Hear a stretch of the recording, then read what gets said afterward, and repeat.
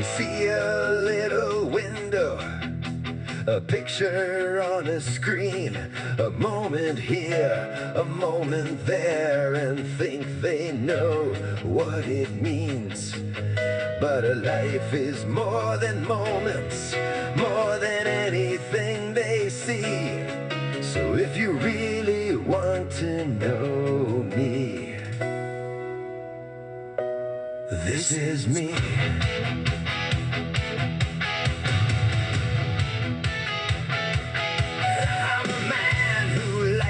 Wonder, who asks the questions others don't. I'll chase an idea down a winding road and follow where the answers won't.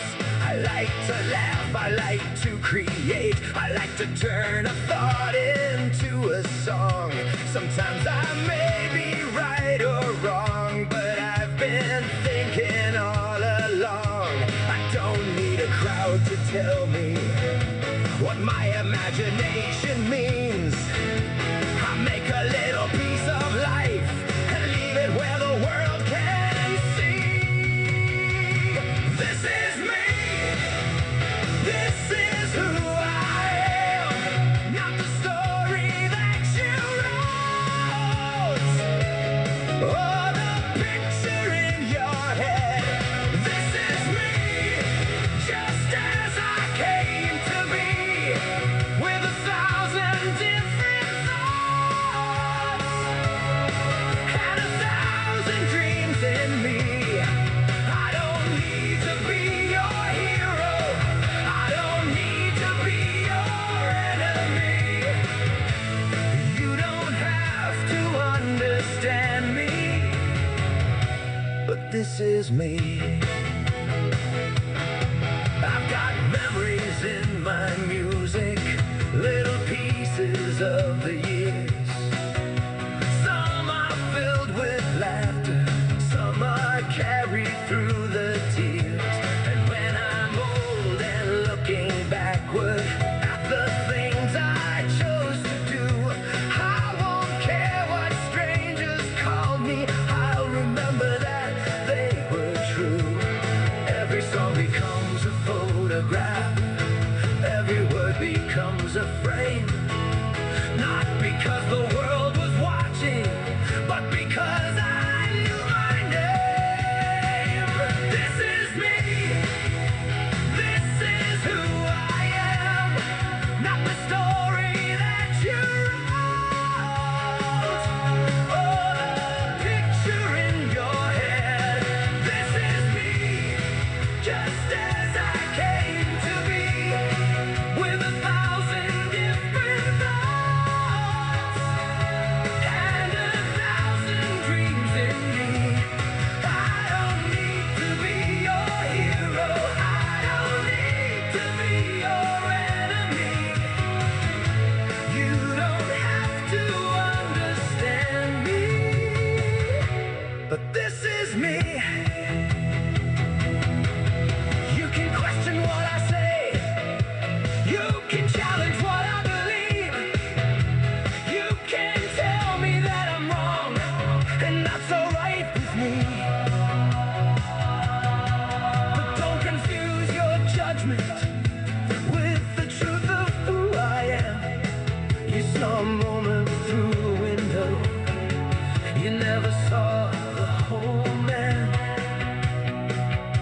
So keep your little theories, keep the labels that you choose. I'll keep living, I'll keep learning, and I'll keep making something new. This is me, this is who I am. Not the story that you wrote or the picture in your head. This is me, every scar and every dream, every road I ever traveled, every crazy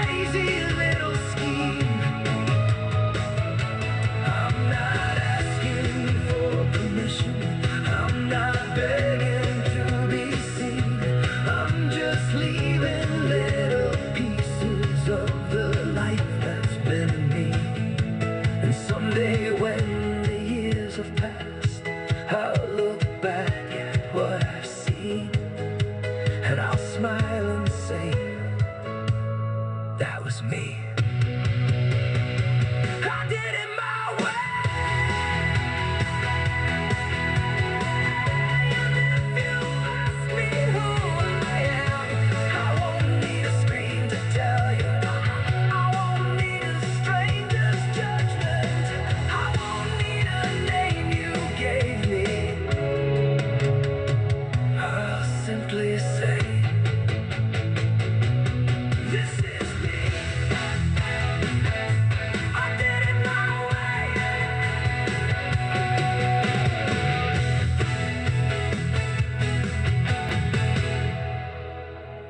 Little window. Shalom, Salam Alaikum, peace be with you, everyone. Welcome back to our show. Here is the topic, ladies and gentlemen: miracles of Jesus, forensic analysis. And ladies and gentlemen, let's make sure everything's working first. I believe it all is. Okay, everything's working good. So, ladies and gentlemen, an important thesis I wrote. Any of you that are subscribers, you must go watch that. I mean, honestly, my theses aren't getting any views, and my theses need to be addressed.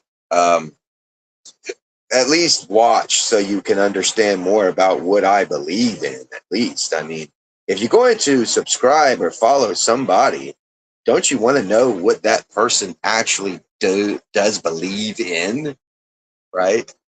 That's what I'm saying.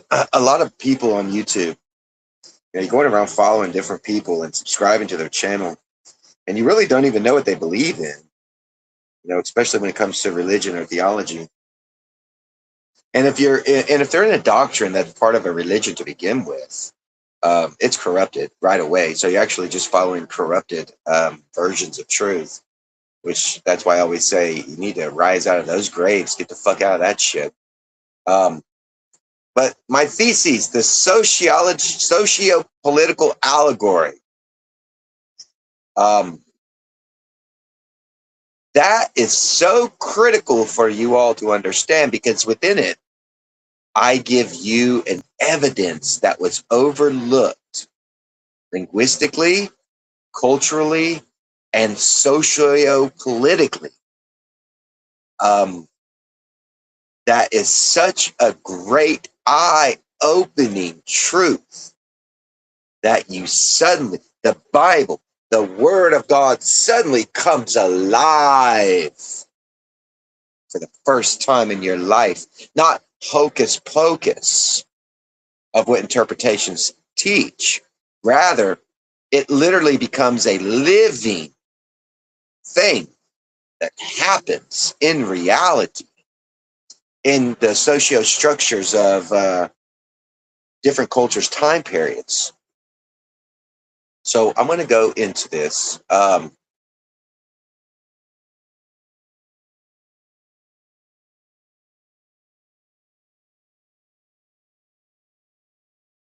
Chapter 2 of this thesis: the demystification of blindness and sight, the linguistic mapping of cognitive illiteracy. Now, remember what I tell you guys, like when you go into culture and the study of the social aspects that are going on within a time period, a lot of people fail to understand that a lot of these people were illiterate. That's just a fact.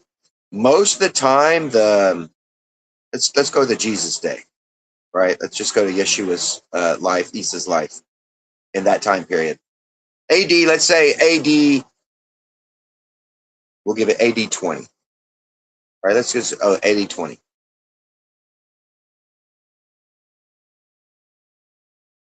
Majority of the people that lived in that land were illiterate people. They did not read, they did not write. The ones that read and wrote and interpreted were mostly the Pharisees, the Sadducees, Sanhedrin. And this is another reason why Jesus says, hear what they say, but don't do what they do. They sat in the seat of Moses. And the reason he's saying that is because they're the only ones who can actually read what is being written. So hear what they say, right? Hear what they're reading in the context is what he's actually mean. Hear what they're reading, but don't do as they do.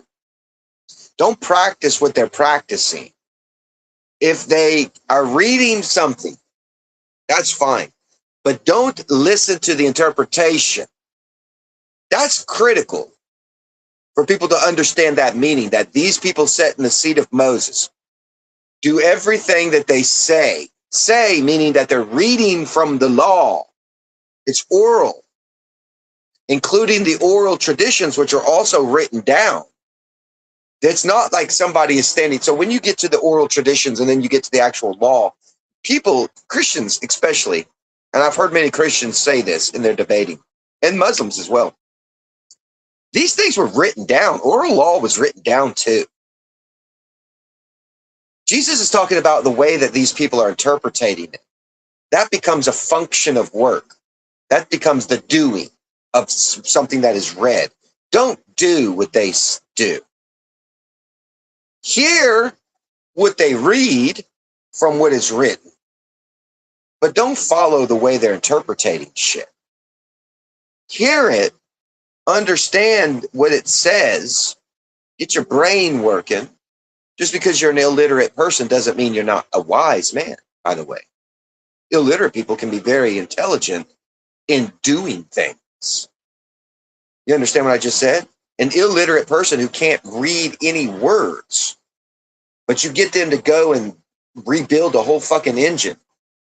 They can go rebuild a whole fucking engine, knows exactly how it works and everything. Every screw, every bolt, every nut, everything, and knows where it goes. But he couldn't read the manual to put it together. Doesn't mean he's not wise. So you have to understand the socio in society, what is happening in reality of a living life, of a vessel, of things that are possible in life. And these possibilities do exist. Education came about as a form of control, by the way. Education, in the beginning, because there's this, you get a group of illiterate people who are not following these Pharisees and Sadducees, rebelling against them. You're liars. We don't do what you do. With the way that you're doing what you read is illogical. It's not true. You're teaching hocus pocus. That is not a truth. We're not following you. They didn't like that. They didn't like that at all. Jesus upset that whole fucking show there. They didn't like that at all. So then they create an educational institution to take your children and put them in. And this is now, it's my way or the highway. And the highway meaning back then, sometimes death. You understand? Death. So getting back into it, just remember that. The linguistic mapping of cognitive illiteracy. In Koine Greek and ancient Hebrew, the range of vision vocabulary expands far beyond biological optical mechanics. You know what that means? What you see. All right? Vocabulary are words. Optical mechanics is how you perceive the word. So a lot of people, whenever I write theses, maybe don't maybe not understand some words. So I want to, maybe this is another way where I can get people to read or to understand my theses. So biological, meaning human, optics, and the mechanics of the way it sees. And the semantic range of vision vocabulary expands far beyond biological optical mechanics. The Greek word for I see, eido, serves as the direct root for I know. I see, said the blind man to the deaf wife. I see. Blind man is telling the husband how to do something. He understands it now. So he says, I see. But not that Eido is meaning even that a man is literally blind. This is just an analogy I'm giving you to understand. I see, said the blind man to his deaf wife. It's a funny pun, all right? The Greek word for see, aido, serves as the direct root for I know. Conversely, being in the dark or blind. Typhlos. Mental, not physical blindness. So I turn out the lights. I'm blind. I can't see. It doesn't mean optically I can't see. It means the lights are out. There's no light. Now I can't see. It's dark. Typhlos was the universal linguistic marker for systematic ignorance, illiteracy, and the total lack of access to truth, higher academia, or structural awareness. Under this realist standard, the man born blind in John 2 represents a specific socioeconomic class, an individual born into a handicapped environment of systemic illiteracy and intellectual deprivation. He lacked the wisdom of cognitive tools to understand how the imperial Roman apparatus. Now, so lacked the wisdom and cognitive tools, meaning what? He didn't know how to read. How do you read? Reading is in the optics of the method and the mechanics of the use of it. You see something that is a letter. The letter has a phonetic sound. And from the phonetic sound, what is produced? An utterance of understanding. T-H-E. T, t, t, t. T-H. Th, th. E. E, E, E. E, E. Ah, ah. E, E, ah. E, E, ah. This could be pronunciation phonetically. T, th, E. Put them together. T, th, the, or the. So earlier in English, it was T-H-E-E. The man. Thine man. Now it's become the man. But in the beginning of the linguistic phonetic understanding pronunciation into the transliterations changing through time, it becomes the. All right? So that's the optic mechanics in the looking at something. That's illiteracy, and it's deprivation when the people don't know how to pronounce what is in front of them, and also to put something in front of you and then you learn the pronunciation of it, it also will give you a meaning. So the article, it's an article. The is referring to what? The dog is now a noun subject.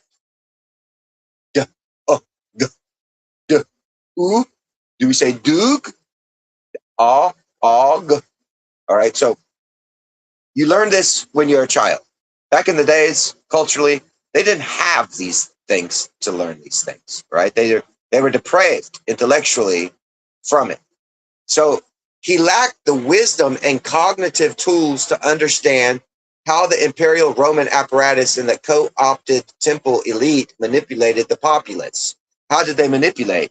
Because if the people that sat on the seat of Moses' seat were reading the law, then they could interpretate its meaning for the people. And they did many times manipulate these things, because if someone who is deaf, dumb, and blind, as Jesus always called people, not that they couldn't hear, not that they were blind, not that they were mute, deaf, dumb, mute, and blind, not that any of this was happening. It's all mental. You are deaf, dumb, and blind in your mental eye. your mental state. So he was trapped in a perpetual state of mental blindness, reduced to begging for survival because the dominant system intentionally withheld access to higher knowledge from the lower class.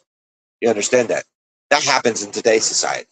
So if the word now becomes a living thing, the miracle, this miracle that has become falsely and grossly misinterpreted, is now understood in a physical realm of reality, of truth that is fundamentally observable.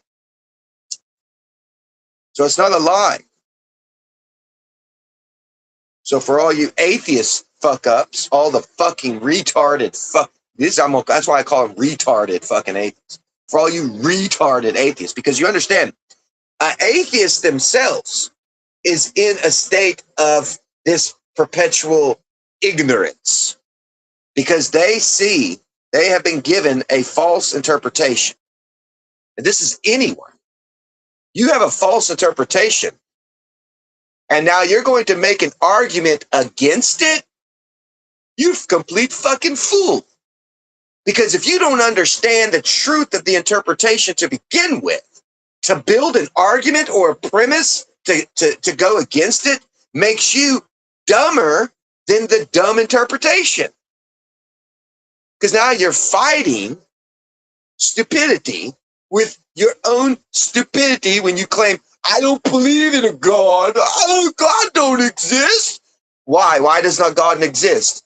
Oh, because the way that they have interpreted it to me, I'm deaf, dumb, and blind. I can't understand it. It sounds illogical. So I'm going to make an illogical counter argument to say that you're crazy, when in fact you're crazy for making a counter argument against crazy. It's taught at elementary level. Very good. Yes.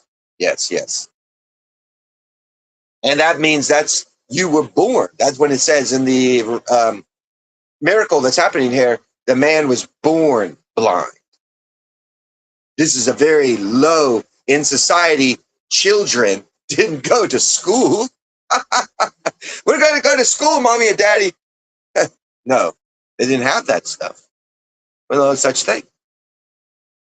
Higher education was for the elites, the rich and the powerful, the ones who would retain that which they called occultism. That's where the word occult comes from. And that's why in today's society, you'll say things like, oh, the Freemasons, they're occults. That's what do they call these? Illuminati. It's secret societies. Oh, secret societies. No. Secrets. It's they could make a society secret and be able to manipulate you and hold things over your head that you were an illiterate, deaf, dumb, and blind man you couldn't comprehend. So they were one up on you. And they turned you into a work slave. And they got rich and profited from your work. And you still are doing it, giving your measly little minimum wage for you, little buddy. Here you go, take your $10 an hour. Oh, are you a good little boy? Don't forget, pray to angels. Jesus loves you. Yeah. They've made you a fucking slave. Mental slave, motherfuckers. Don't you get it? I don't think, because it's been systemically passed down from generation to generation, you people don't even fucking know that. You're still in the slavery, and you're deaf, dumb, and blind. The academic world, that's why they hate me. The academic world hates me, because I'm fucking telling on them. Yeah, perfecting slavery. Exactly. They perfected it. You're exactly right. No longer are you out. No longer do they have to go out and take a rope and swing it around you and tie you and hog tie you up and take you back like an animal.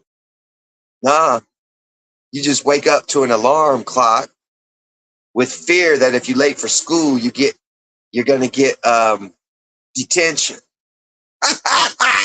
Now you're a bad dumb sheep. Bad dumb sheep. Count the sheep before you go to sleep, and when you wake up, we'll give you a treat. It's sick, people. It's sick. It's so sick you don't realize how sick it is. You think it's normal. It's normal. It's normal. That's why the academic world and the elites hate my guts, especially the world leaders, because I'm exposing. And mind you, some of them don't even know because they're systemically in it as well. Understand? They're just as ignorant because it's become a culture. It's a culture now. It's become just an everyday type thing, and nobody's ever challenged it. Nobody's ever gone against it, right? So I'm teaching you. I'm teaching everyone now how to observe it. At least I'm showing you how you can observe it. Observe it to wake up from. That's all I'm doing. So it's a dominant system intentionally withheld access to higher knowledge from the lower classes. Process of ideological cleansing. All right, now we're going to get into the actual miracle. And this is something that's so fucking amazing. It's going to blow your fucking minds. There's no religion out there in the world teaches this except for me. I'm the only man who has ever brought this into the light of day for anyone to actually get to observe. Check this out. The process of ideological cleansing. You know what that means? Ideological cleansing. That means you have an ideology, a systemic way of something, a law and an order that's been handed down from generation to generation. And now we're about to clean it, expose it and clean it. The transition from mental blindness to cognitive sight is described not as a magical, instantaneous burst. It's not. Jesus, spit some spittle and rub it in some mud and rub it on my eye, and now my eyeballs came back out. Lie, Christian. Don't lie to people because you're in systemic, illiterate interpretations of BS. The things that I can do, saith Jesus, you can do. Show me another fucking man, you stupid Christian or Muslim who believes in this nonsense that brings eyeballs back in people's heads that have no eyes. Tell me, show me, bring forth the evidence of what it is that you are stating and have faith in. And I will show you my evidence of why I have faith in this as truth. You have no evidence, yet you claim faith in something you cannot see. You are blind faith. You both fall in a ditch. I have evidence of my faith that I can clearly understand and see. I'm not blind. Peace be with you, Usman. Welcome, welcome. Finally showed up. Now, the transition from mental blindness to cognitive sight is described not as a magical, instantaneous burst, but as a deliberate material process. Here's where your mind's gonna get blown like big time. All right, big time. When the liberated individual returns, the public reaction mirrors this intellectual transformation. The onlookers do not marvel at rewritten biological DNA or repaired optical nerves. Instead, they observe a sharp, articulate, highly intelligent man standing before them. Aren't you the guy born blind?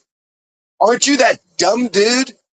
How you become so smart now? Because you're speaking, we're observing you speak and teach people.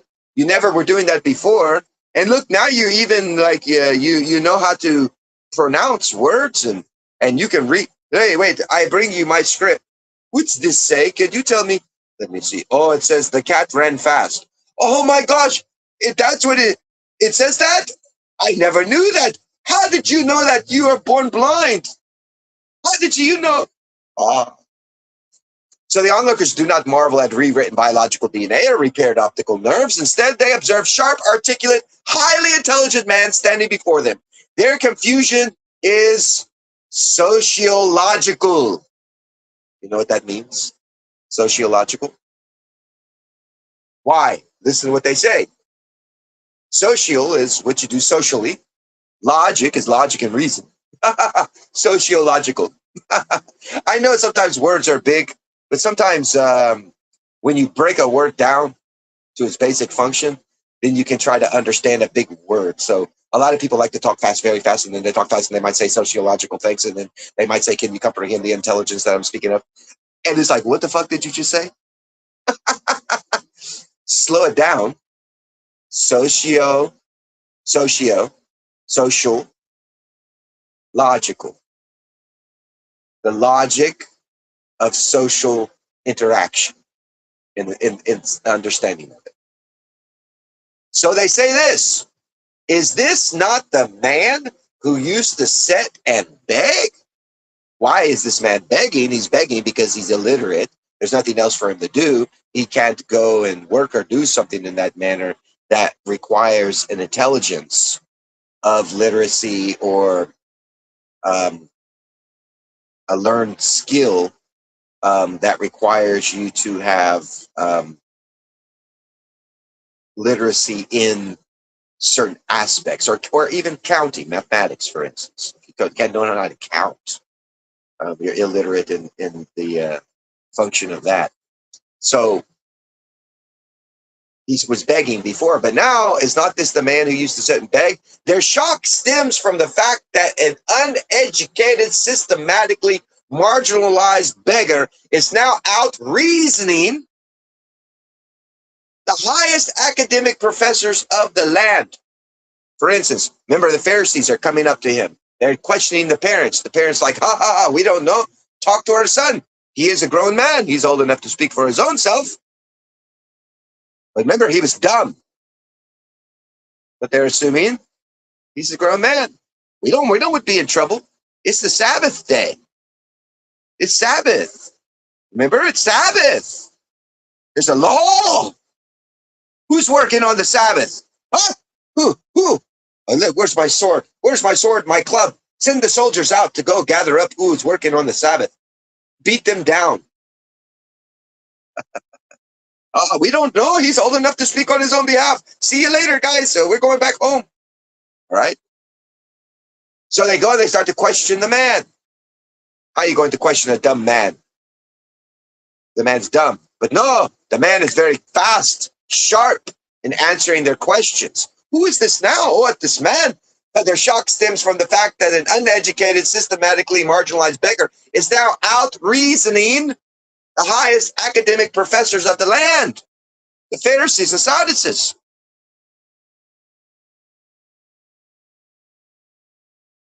Let's continue. This is wonderful education, I'm telling you guys. Check this out. This will blow your mind. This is going to blow your mind.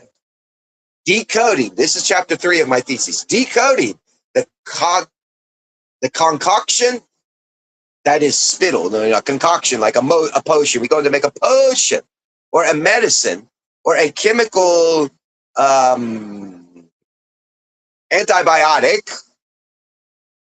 In the case of medicine, we have to concoct a concoction of different elements that are specific in the measuring of a gram of this, a gram of that, this, that. We mix them together. And now we got you. Here's an antibiotic. Oh, you got the sniffles. Take this medicine, cough syrup too, cough syrup. Anything that you're concocting together is now the word here for the illiterate is concoction.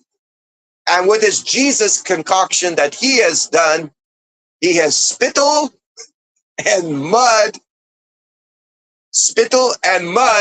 and the subversion of empire. Why is he subversion? He is going against the empirical rule, the law, and the order. Subversion means sub, underneath, to submerge, to go underneath. Subversion, version is a version of the story, a version of something. He is subverting, going under to expose the empire and the ways of it. So in him doing this, we come across Jesus doing the physical act of spitting on the ground, kneading mud and rubbing it in his eyes. It's a concoction. He's concocting. This is so funny. When I got educated by the Spirit, when Jesus showed me this, when the Spirit of God, in the sense, revealed this to me, I was like flabbergasted, and I just fucking rolling on the fucking ground, because it's so funny. Jesus' spit, first of all, spit in the olden days, or you hear it today. Let's say you're out playing baseball, or what you call that game, cricket. You know, you're out playing this. Your son, your daughter, get the boo boo. Oh, boo boo. Oh, I cried. I cried, my boo boo. I skinned my knee.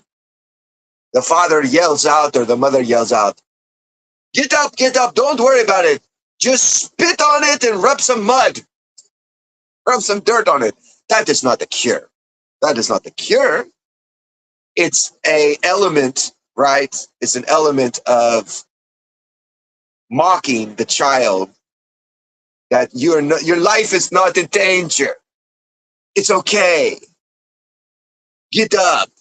Spit on it and rub some mud on it and carry yourself, and now continue in the game. It's okay. You're not dying. Oh, but it hurts. You're not dying. Yes, it hurts. Rub some mud on it. It'll go away. So here, tincture is also, right, a tincture. Yes, in the other sense of that word. Tincture, though, is more liquid fluid. Some things are solids, right? Solid concoctions. Other things become tinctures, which is more of a fluid. So you have solids, fluids, gases as well. You know, gas can make you go to sleep and do operation on you, and anesthesia. Aesthetics or how do you say that word? My tongue is a tongue twister. Anesthetics. All right. Say that 10 times really fast. Anesthetic. All right, anyway. So, Jesus takes some mud and spit and rubbing it on the eyes. John 9:6 contains a multi-layered hidden message designed to directly mock and challenge imperial authority. So it's not that the man is now blind. No. Mentally he is. Now Jesus is going to say, hey, don't worry about it. Just rub some mud on it. Here, let me make rub some mud over your eyes. Rub it on your face. Rub it on your face. Now go to the pool of Siloam and wash. This is hilarious. This is Jesus mocking the fucking system. Contains a multi-layer hidden message. Okay. To directly mock and challenge imperial authority. Now here's where the linguistic secret comes into play. Epicurio versus royal anointing. Now, for all of you out there, if you don't know the Greek word that's being used here, epicurio, the author of the text employs a highly specific Greek verb to describe the application of the mud to the eyes. Epicurio, which literally means to anoint. The root of this word is creo, or in the understand chrism oil creo. The exact linguistic source of Christos, the Christ, the anointed one. So here Christ is going to anoint you with some spittle and mud. The Son of God That's in the Son of Man. The Son of Man performing what we can see the Son of God doing in the mocking of the empire. Is taking spit and mud. By using epicurio to describe the rubbing of dirty earth onto a human face. Not necessarily, like I say, not necessarily his eyes. Rubbing it all over his face. Rub it all over you. Go on. Take a mud bath. Rub it all over you. A lot of people pay big money to go get mud baths done, thinking that it'd make them young again. There may be a little bit of understanding that may be beneficial, but it's not making you young again. All right. The text delivers a devastating anti-imperial punchline. In the ancient world, kings, emperors, and high priests were anointed with immensely expensive perfumed oils inside opulent palaces to legitimize their divine right to rule. Yeah, Jesus, who is the Son of God in the spirit sense, the Messiah, the living Son of God, Emmanuel himself, has come down to rub mud and spit on you as the way he's going to anoint you. He himself, being the physician, playing physician role. Remember, it's the Sabbath. Don't ever forget that. It's the Sabbath, by the way. So here, the great physician, his concoction to heal your mental stupidity is spit in mud.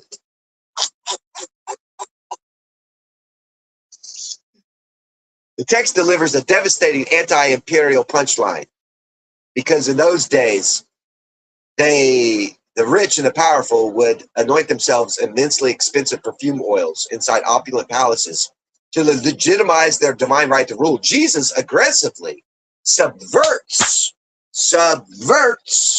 turns upside down, revealing this, aggressively subverts this corporate hierarchy by demonstrating that true revolutionary anointing does not come from state-sanctioned oils. True intellectual anointing comes from the raw dirt of the earth mixed with the words of the mouth. Man does not live on bread alone, but on every word that comes from the mouth of God. Subverting empirical medical monopoly, part B of this thesis.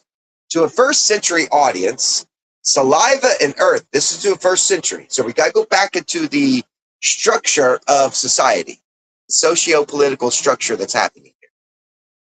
To a first century audience, saliva and earth were recognized components of popular folk medicine, which even in today, it's still folk medicine.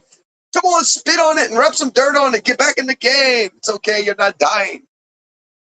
The Roman historian Pliny the Elder, in his encyclopedic work, Natural History, records that common populations utilized fasting spittle and soil to treat various ailments.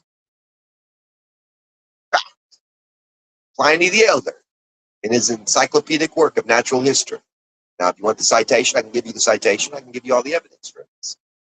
I had to do a deep study. And soil to treat various ailments. Decades later, the Roman historian Tacitus recorded that Emperor Vespasian performed a highly publicized public ritual in Alexandria, allegedly using his royal imperial saliva to heal a blind man to prove his divine right to hold the office of Caesar. What?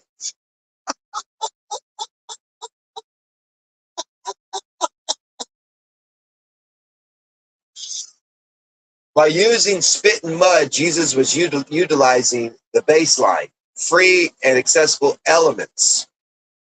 So, understand, I am a rich man. I run the kingdom. I have special privilege. Ah, privilege. My saliva is greater than your saliva because I am more important as a man. I have holy spit. My spit is special. Yours is not the same as my special spit. You know, I'm doing an allegory here. It's fantasy. It's bullshit. My spit, your spit, spit, spit. Spit is spit. There's no holy spit. But these things are being done as evidence or divine right to hold the office of Caesar in this manner. And the blind man probably wasn't even blind. It's a hoax, magic hoax. Found the guy who would pretend to be blind. Nobody knew him, or he come from another country. They paid him a lot of denara, a denarius. Maybe they gave him 15 denarius, or maybe more than 30 pieces of silver. Who knows? Judas got 30 pieces to what he did. Who knows what they paid this guy to pretend like he's a guy blind, and now this great emperor has healed me.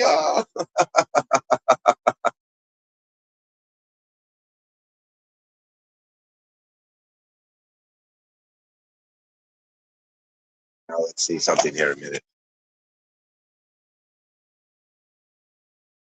Because if this guy is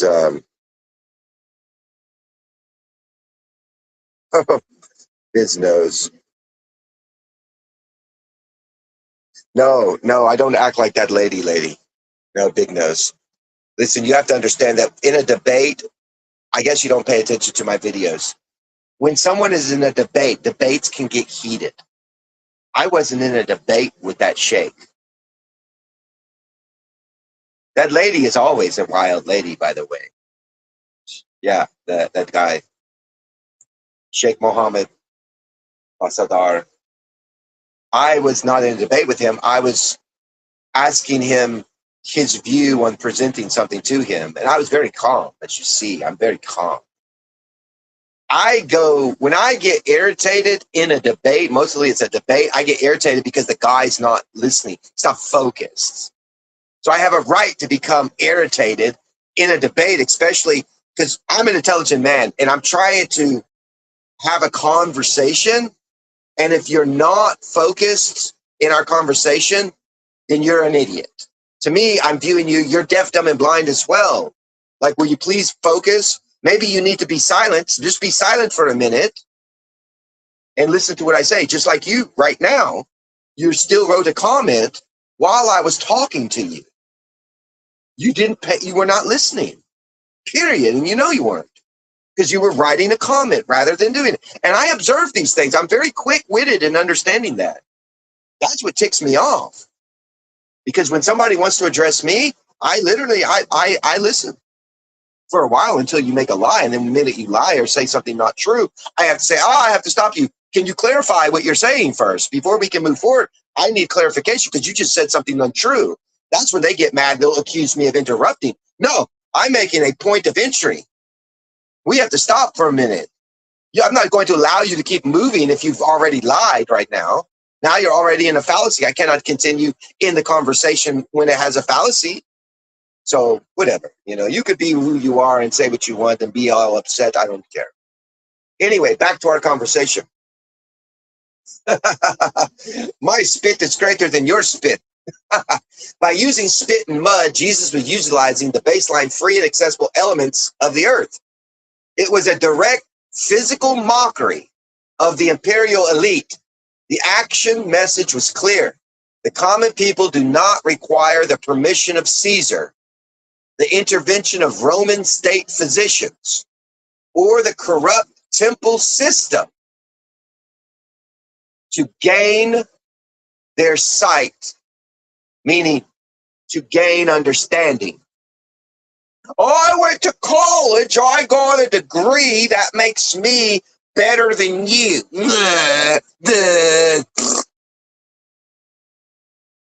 Most inventions in society don't even come from the people who went and paid schools a bunch of money to get an education. They're not inventing anything. Usually the inventions are coming from illiterates off the street. That's a fact. Look it up. That's a fact. And a lot of the times, what governments today will do is if you invent something, they will pay you millions of dollars, steal your invention, and then give it to someone else. For instance, like all of Tesla's shit, people stole that, and now they're profiting, making money. Elon Musk, he was not the inventor of the electric car of Tesla. He stole money from PayPal. People, it's all in the law. It's all public information now. He got sued by the people of PayPal, sued his ass. He stole money. He had to pay some of it back. He stole way more than what he had to pay back, by the way. He took the money he stole and bought Tesla, and now he pretends like since I'm the owner, I'm also the inventor. Look at my glamour hands. What a clown jester he is. All right? But this is exactly what happens. I haven't plagiarized. You can't say, listen to what you said. I plagiarized. No one teaches what I teach. I wrote a thesis, books on this. I present them as evidence. How am I plagiarizing? No one knows what I'm teaching. It's never been taught before. What the fuck are you talking? Do you know what the word plagiarized means?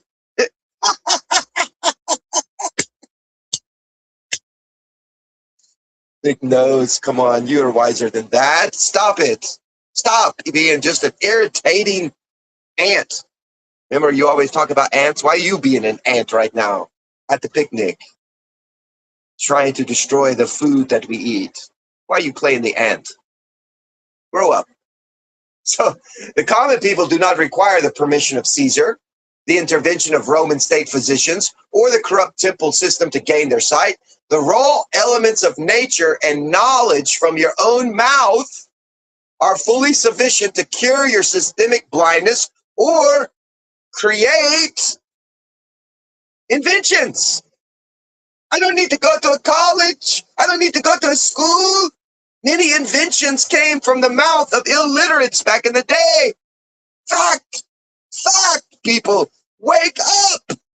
Wake up. Bullshit, he say, show us your notebook. Got plenty of notebooks. Here, I'll show you one. Here, I'll give you this one here. This one is in this drawer here. This is a composition book here that I keep in this drawer here. This is a composition book inside here. And this one here is completely full of different things that I have done. This one's full. I have many of them that are also full. Then I have another one over here. Just because you want to be an interrupting student all the time, interrupting the class. I had to buy this one's brand new. I bought the brand new one to fill up another one of my composition books here. I do have a little bit of writing in this one. So it goes right in here. I have a little bit. It's getting full, but now the rest of these pages are all empty here. Empty. I have a lot more to write in here, empty pages. But from here to here, very, very thin, the thin line there, those are all written on. But I'm not going to show you what I have so that you can steal my ideas. You want to plagiarize me now. Now I know what you're doing. You're the plagiarizer, aren't you? You want to steal off me. So you can see, no, I'm not. Remember,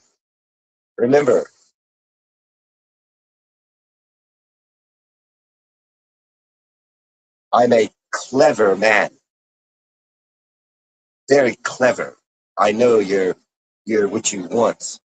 You're questioning me like you're the officer of the law, trying to get me to do things so you can gather information to steal from me. Too wise for you, my friend. All right. So here, the raw elements themselves come from within your own self, your own mouth. You could use spit and mud. Jesus is mocking the whole thing. Now, chapter 4 of this, the strategic law breaking triggering the political sting operation. Now this is where we're going to get into this, where they got mad at Jesus for subverting imperial rule. Oh, dare you! How dare you mock the king!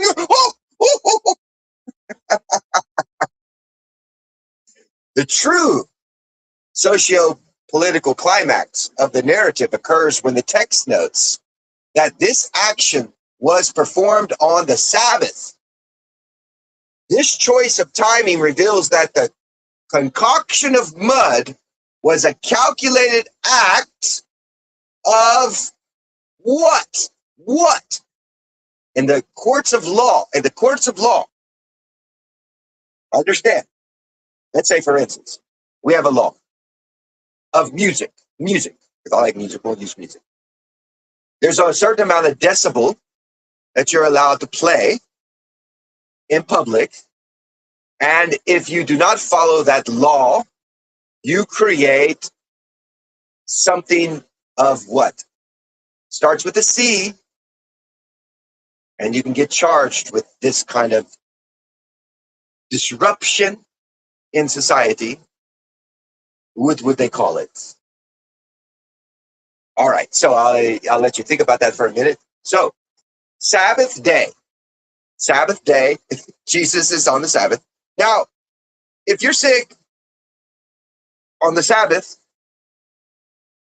and you need a doctor, you're going to have to wait till after the Sabbath. Not the doctor won't work on the Sabbath. No working on the Sabbath. The king, he pulled out his long scroll. The king has issued a decree to the land. No working on the Sabbath. If thee are caught working on thine day, so on and so forth. You'll be put in jail. You'll be punished. You'll be stoned to death. So this choice of timing reveals that the concoction of mud was a calculated act of civil disobedience, ladies and gentlemen. Civil disobedience designed to trigger a legal trap for the ruling corporate class. So, by the way, if you're rich, you can get the doctor on the Sabbath to come to you. Poor, off with your heads. How dare you work on the Sabbath? They doing it. If someone is doing something, so it's a legal trap, you understand? So the poor, if they have their doctor and they're caught practicing on the Sabbath, they could get ridiculed for civil disobedience. The rich, not so much. They do what they want to do. You understand what's happening in this ruling corporate class. Jesus is unmasking it, subverting this whole empirical bullshit. You have your own spit and mud, it's all around. So just go and spit and rub some mud on you. What are you going to do to me, Mr. King? Oh, look at, I'm rubbing mud and spit. I'm spitting all over myself. What are you going to do? How can you stop it, King? The spit is natural. It's everywhere. Mud is everywhere. You're going to make a decree you can't use it? All right, anyway, let's keep going. So, the 39 Malakat and corporate law. The ruling religious authorities, the Pharisees, had codified a massive legal infrastructure containing 39 specific categories of forbidden work on the Sabbath. These laws were fiercely enforced, corporate regulations used to control public behavior and lock down economic activity. Two of these explicit statutes were violated by the physical mechanics of action. You know, physical mechanics. Don't work on work. Work is physical. Mechanics is what it is that you're doing. So he's done spittle and mud, concocted. Oh, he's working. He's concocting. He's concocting an ointment of salvation. So the prohibition against kneading. That word is lash. This is absurd. When I learned about this, I was like, this is fucking absurd. No, that's why they had to make bread. Did you know this? The Israelites had to make bread, according to the Pharisees and Sadducees, the night before the Sabbath, because you weren't even allowed to knead dough. Whoa, whoa. No wonder Jesus was like, you motherfuckers is crazy. I never said you couldn't knead dough on the Sabbath. What the fuck? He said, honor the Sabbath and keep it holy. Honor. This doesn't mean stop. Honor is not stop. But you see the interpretation of what the Pharisees were doing. The prohibition against kneading, which is lash, L-A-S-H. The legal code explicitly forbade the mixing of any liquid with a solid to form a paste, clay, or dough. By spitting. My God, this shows you the fucking weird shit happening. And even in today's society, it exposes the weirdness. By spitting on the ground and mixing it with the dust, Jesus intentionally committed the crime of kneading clay. So you weren't even allowed to make bricks on the Sabbath. My house is torn. I need to repair my ceiling. It's the Sabbath. But it's raining. Well, you're going to have to wait till tomorrow.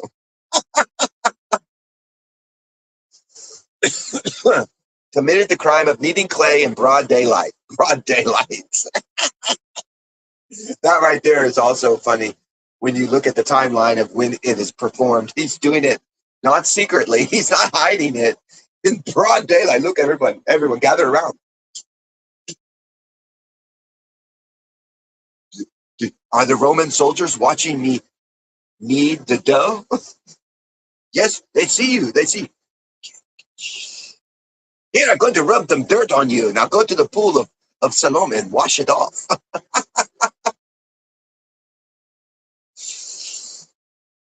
The prohibition against anointing and healing. The code strictly barred the administration of medical aid or therapeutic applications to any non-life threatening chronic condition on the Sabbath. By performing epikrio, an anointing on the man's eyes, Jesus directly violated the state healthcare monopoly. In today's society, you got the medicines, you have to pay this amount, or you not even get healed. The medicine, think about this. Think of Jesus. Love, right? Love. A man is sick, he's poor. There's a building, an institution who has the medicine there. It's not being used, it just sits there. A man who's sick, who needs it, he goes in, he says, I need medicine, I'm sick, I need it. You have to pay for it, you peasant. Where is your denarius? Do you have one? It is 1 denarius. I don't have none. Please, sir, I don't have any. Can I please have a little bit of that? Otherwise, I am left to spit in the mud and rub mud and spittle on me. I'm making a joke. They say no, even though the medicine's there. If you don't have enough money in today's society to pay for that medicine that you need, even though it sits there unused, you never get it. What kind of wacko, quack, Hippocratic oath are we practicing, doctors? In reality, truly and honestly. One of these days, when men become wise without institutions, they just start learning, becoming wise on their own. And they start teaching and helping and love each other. What are all you rich and powerful in your institutions of corporations going to do then? When here is they're going to make a law and ban you from being able to create medicine for other people. Oh, is that a law already? I'm pretty sure it already is, isn't it? Do you see what they've done? You see what they've done to us? By performing epicurio on the man's eyes, Jesus directly violated the state healthcare monopoly. They weren't having that. So the Sabbath sting operation. Jesus fabricates mud, illegal kneading. Jesus did not require mud to elevate the man's intellect. He manufactured the mud to force the state apparatus to put him on trial. By doing so, he engineered a brilliant political trap. When the liberated man stands before the council, the rulers are completely incapable of celebrating his newfound intellectual brilliance. Instead, the bureaucrats' minds are paralyzed by the technicality of the law. This man is not from God because he does not keep the Sabbath. And this is what they say about me because I smoke cigarettes, I got long hair, or I cuss. This man cannot be Almighty. It's cussing. According to who? I can't be who I am. You? Who are you? We have spit. You have spit. I have spit. You're greater than me because your spit is holy? What are you talking about? Let's debate mind. Come debate me. Come debate me on logic and reasoning and the interpretation of the very word of God.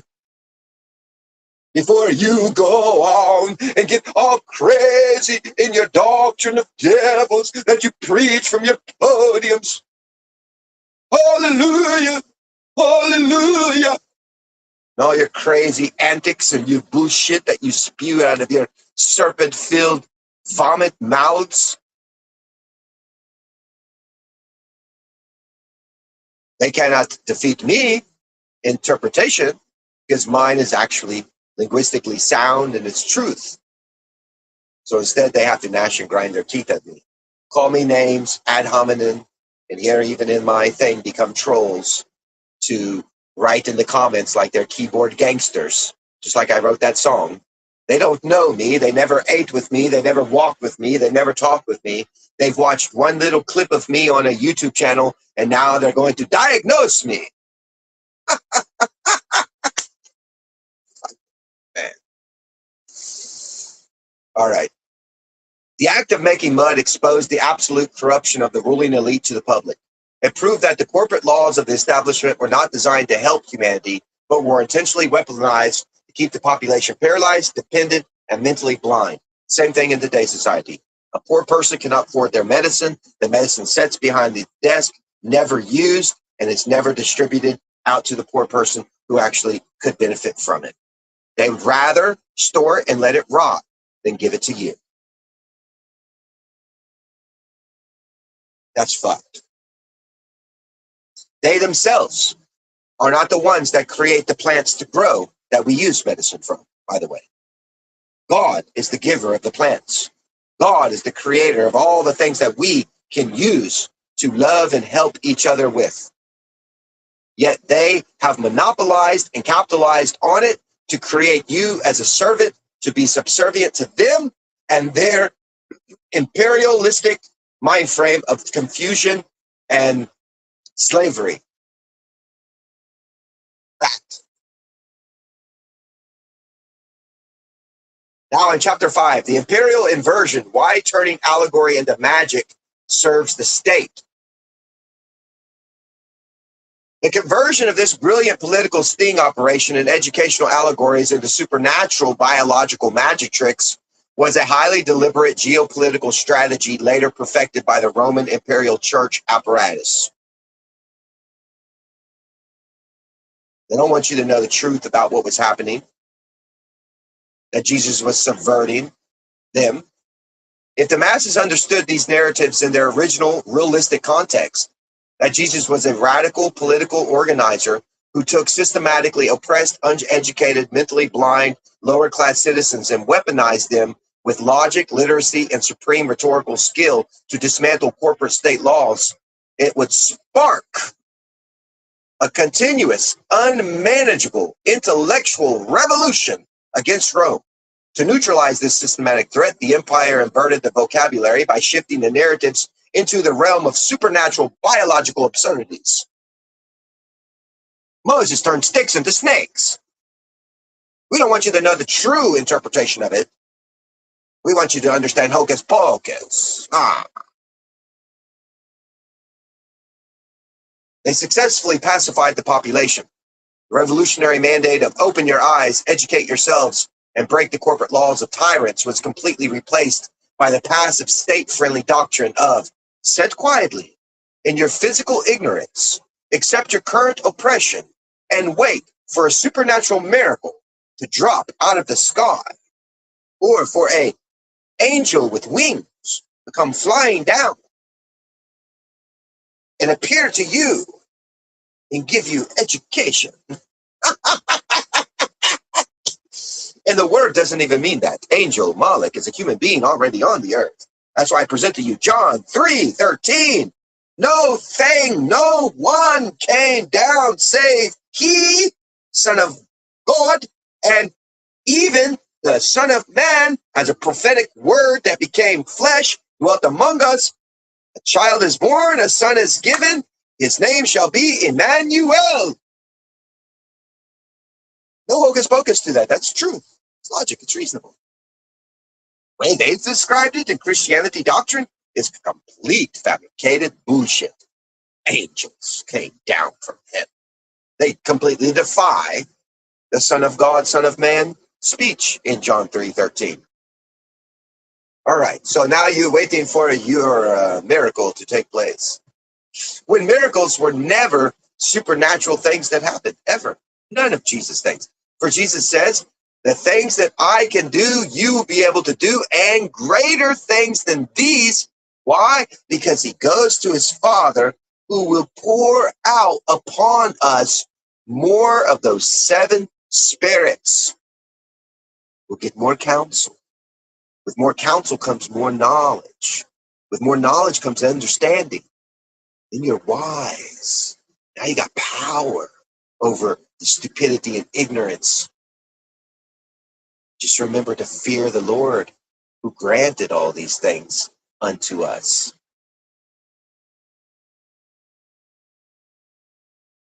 Chapter 6 is my final conclusion. The irrefutable realist verdict. When the miracles of the first century are elevated through strict linguistic realism, their internal logic becomes entirely bulletproof. This is why I'm bulletproof in a debate. No one can defeat me in a debate, Mr. Nodes. Do you understand why now? I have shown you my methodology. Isn't that what you were trying to grasp at? To try to get into my head to see how he has become so intelligent? How has an ignorant hillbilly out in the West chewing on straws and corn, how is he a greater educated man than those who have studied for years in institutions, who have earned degrees and have all these claims that they have? How is this crazy, wild, smoking, cussing, wild of a man, beast of a man, so educated? I tell you the truth, it is not I, it is he who is in me, even the Spirit of truth. Their internal logic becomes entirely bulletproof. Mine. Blindness was a socio-economic reality of mental illiteracy, not a permanent biological failure. The creation of mud was a highly calculated act of illegal subversion, executed specifically to break the corporate laws of kneading and healing on the Sabbath to expose the institutional corruption. 3, the spittle and the dirt represented epicureo, a raw naturalistic anointing of the common people that completely bypassed the expensive monopolies of the imperial elite. By maintaining this uncompromising standard of physical realism, I, Christopher Almehdi, strips the text of its weaponized empirical magic tricks, restoring it to its original status, a manual of brilliant cognitive rebellion against the structures of worldly oppression. Thank you very much, ladies and gentlemen.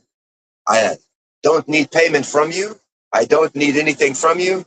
I give it to you freely As it was given unto me, I wish to educate you and give you power to become a son and daughter of God once and for all. And the crowd said, Amen. That's it.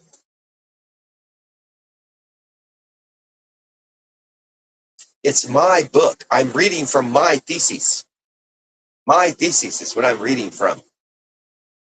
Understand? Here, I have to show it to you. You can't find this anywhere else. This is my thesis, my friend. It's my thesis. I've uploaded it to Captain Skeleton Man. It's mine. Theses, the socio-political allegory. Here. Author, Christopher Ahmedi. Date, August 2026. Here's another one. Theses, an empirical and linguistic refutation. You can check this one out as well. I've got many of them. Go read them, man. Stop being... They're free. You don't have to buy my books, man. I'll put them up there on stage for you. Freely, I give them. And once you have them in your head, you will retain them forever. If you wish to write the book, jot down what I've jotted down, go ahead. But just remember that it's always there. It's always in my notes. It's always in my other computer. That way, if you try to plagiarize me or steal off me, I may come back with a legal lawsuit. So be very careful, my friends, if you try to take what is mine. Because you don't know I'm very, very cleverly brilliant at chess. So, let me go here. I'll read the comments. I can't really read, by the way. I'm sorry, I apologize. In the comment section, I can't really read. It is little on my screen, so I'll try to now go over here. Let's see. I'll try to do it. It's so small.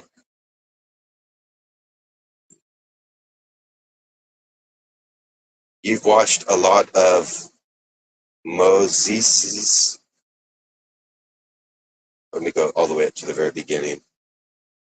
Usman. Yeah, a corporation, because they have more debt in that said country. Okay, show us your books. I showed you. You are such a stupid, dirty bastard. Or I can't really see that. Bastard. Now the words are merging together, staring at it too long. Who thinks everyone is Big Nose? Well,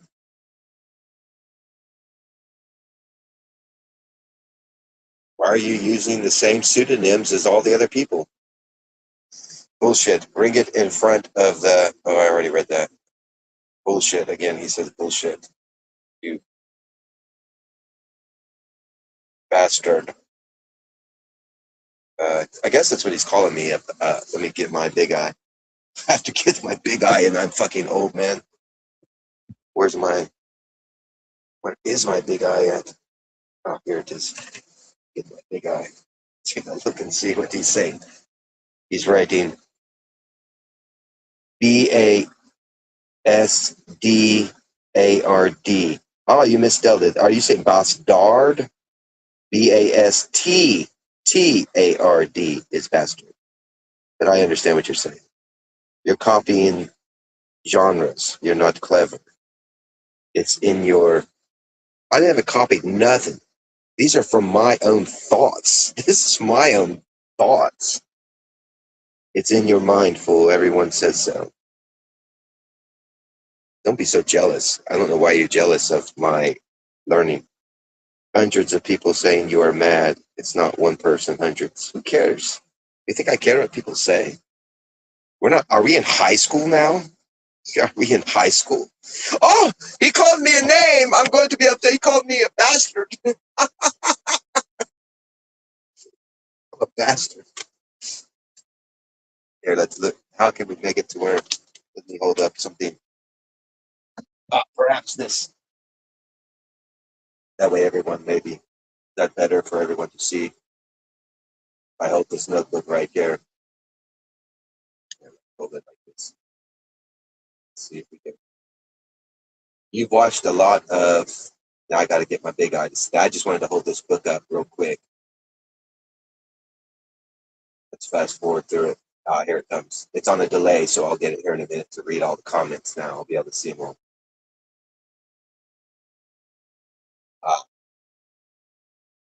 You've watched a lot of Moses's, Jesus's, and other films and movies. You've never read a book pertaining to philosophy, logic, and reasoning. Yes, I have. I've read many books. You are nothing but a bastard. You are so stupid that I think everyone is big nose. You are a bastard. You are a psychopath. Grow up. You are a bullshitter. Now you are going to buy notebooks to show as proof to people like a psychotherapy, like a house, like us music, like us music, like use house, like music. Only Nose writes like this. Nose writes like that. You're easily identifiable by the way that you're writing. Just like everybody recognizes my voice now. Anytime I go now, Big Nose, to any podcast anymore, I try to hide. I don't like show my image. I hit the camera, turn the camera off, and now when I speak, everyone goes, "Oh, I think I know who this is. You're that Captain Skeleton Man guy, aren't you?" And they everybody knows now my voice. It's like I'm like, fuck. I guess I'm gonna have to go and grab my microphone and start speaking through my microphone with different voices. But yes, I have watched many films, but films are just that, they're plays. Not all plays are performances of actual historical documents. Some of things are made up, but I enjoy it. First, that vicious jihadi woman threatened you. I know, Simon. She's going to cut me up. But I don't make you understand, Simon. Now, I want everyone else to understand.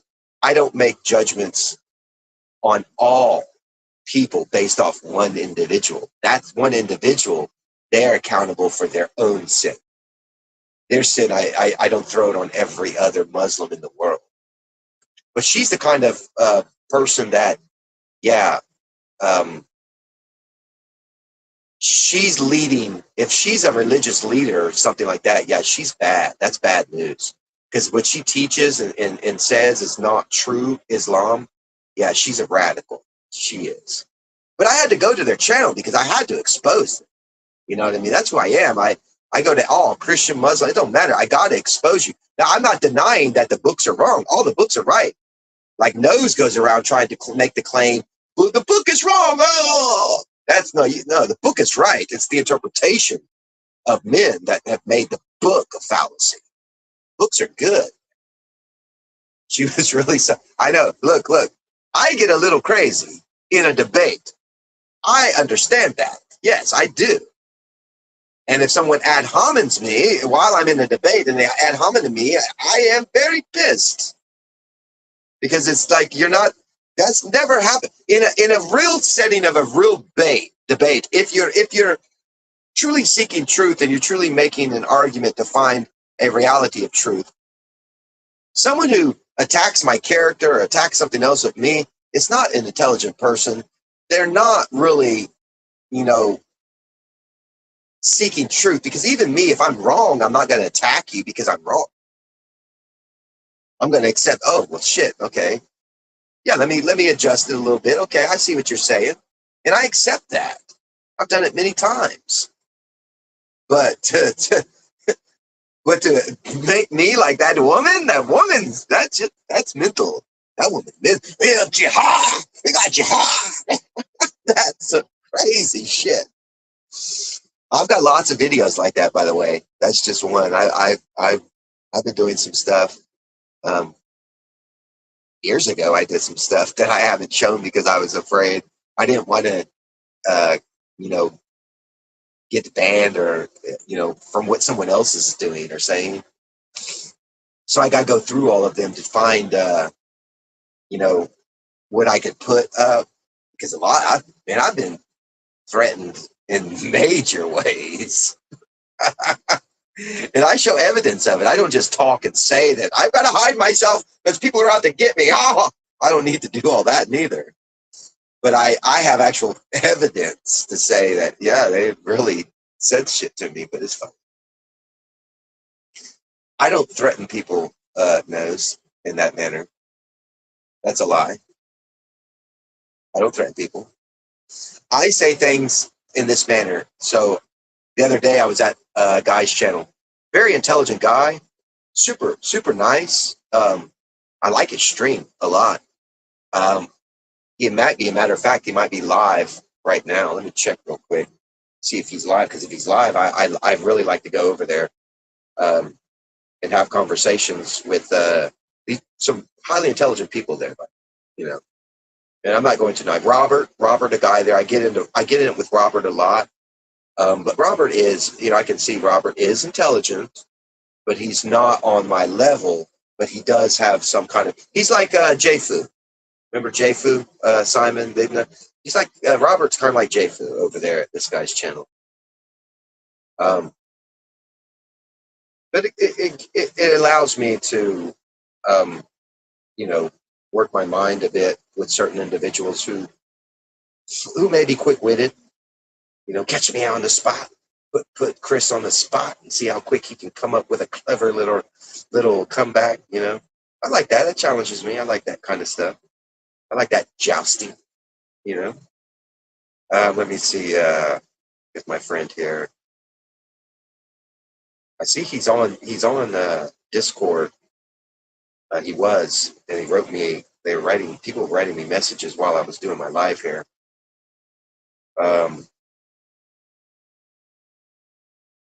See if he's doing a live.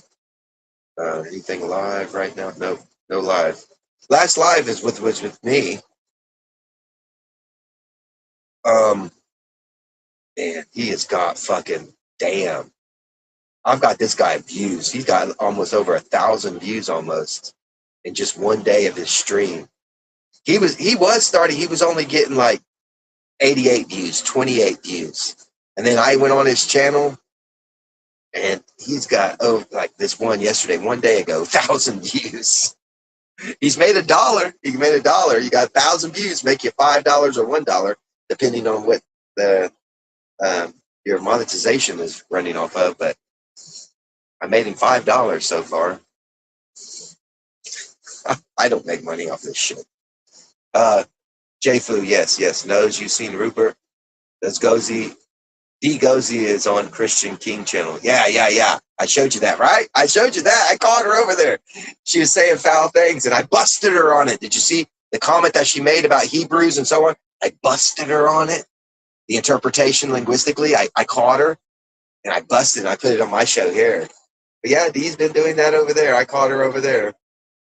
Knows you're going to have to go get your lady. She's running amok on everyone else's channel. From tomorrow, people will see how you are going to prove your bullshitter about notebooks, about your rhyme. From tomorrow, people will see how you're going to prove your. I get that. Yes, right, son. Yeah. Nose, would you learn how to fucking write proper words, damn it? This chicken scratch short, and I understand it, but for other people in the comment, write it properly so everyone else, when they read, can read. Otherwise, you're making yourself look illiterate. And I know you're not illiterate. U-V-E. You're not even spelling you've. Never busted anyone. Yes, I did. Yes, I did. You know it. Just look at that video. You'll see it. Christian King. Yeah, they busted me. Remember, Simon? They busted me on being Captain Skeleton Man. I changed my name. I went up over there. And that fucking guy that was the co-host, he said, "You sound familiar. Are you Captain Skeleton Man?" And I'm like, "Oh." And once you say it, I'm not going to lie. I'm not a liar. So if you call me out, then I'm like, I'll say, yeah, I am. And it's like, oh, then it was like everybody started saying in the comment section, How am I bullshitting anyway? No, I can't be bullshitting those because I literally uploaded it. It's on my channel and I show all the comments people were saying. I don't hide who I am and I don't hide when people call me names. It's all there, even you. Even you. Oh, look, I'll show you. Look, he called me a bastard. I'm a bastard. I'm a bullshitter. Look, he's called me all these names. Ad hominem. Ad hominem. Ad hominem. Ad hominem.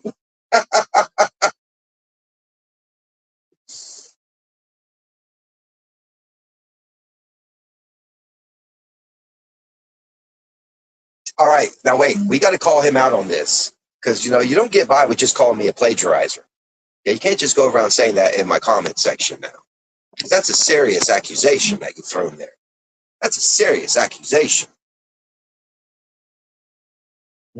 If I plagiarize something on what I've just presented, show it to me. Pull up the source of my plagiarizing. Because I'll guarantee you there is no book at all out there of what I've just presented to the public at all. That's my book. I'm the source of this information in the physical realm. Spiritually, I got it from truth. It doesn't belong to me. Without him showing me, I would know none of this. Yes. So if you want to call me a plagiarizer from the Son of God, yes, I plagiarized the Son of God. Yes, very much so. The source of my knowledge is the Son of God, and I have plagiarized him big time. I have reaped where I did not sow. Yes, you're 100%. I'm deluded. After 2 or 3 years knowing me, you still think I'm deluded? Really? You've known me for 3 years. Maybe I'm deluded. Maybe I'm crazy. Maybe I'm a psychopath. All the things you've called me, all the things. Maybe. But I'll tell you what, I have a big heart.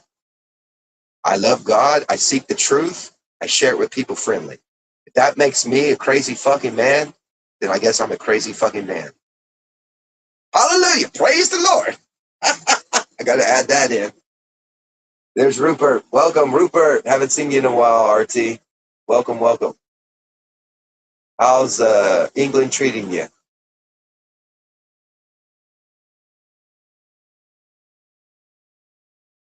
I have to hold my book up so I can read.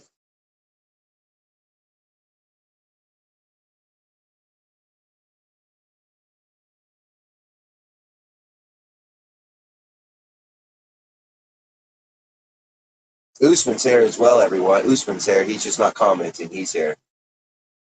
He's at work right now. Usman, join my stage. There's my link? Is my link not up no more, guys? I'll put my link back up. Usman's at work. We got a double. Hot as hell here. Is it still hot, huh? Was a car show. Oh, really? What kind of cars? Let me check it out. Let me check out what your temperature is. London, England. Let's see. Let's see the temperature in London, England today. What is the current temperature in London, England today?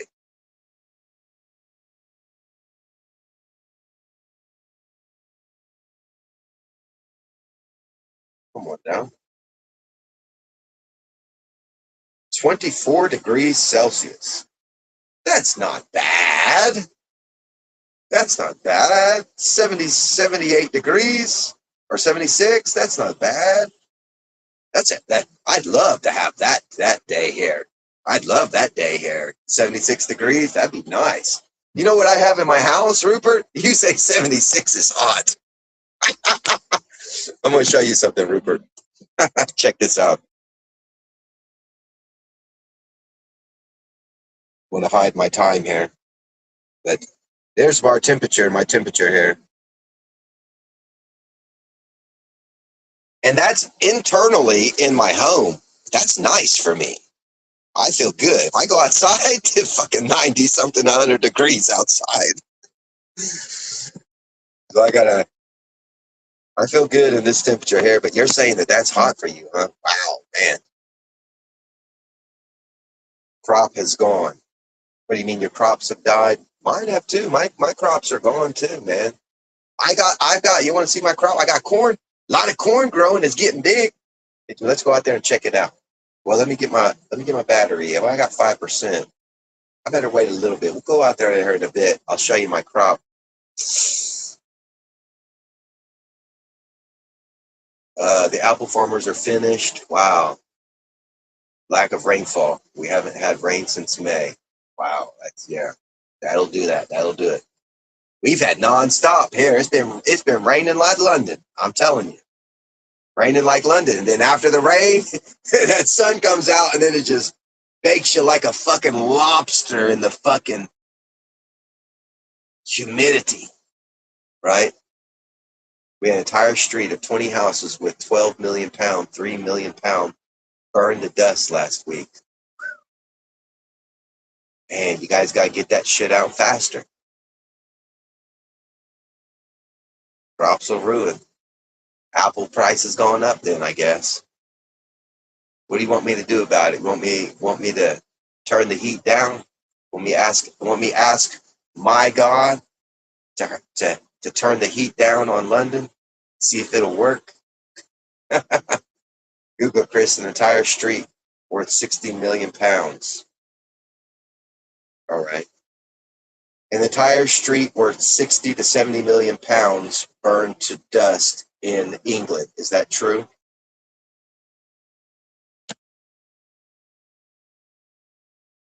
Why are you not speaking? No, it is not true that an entire street worth 60 or 70 billion burned to dust.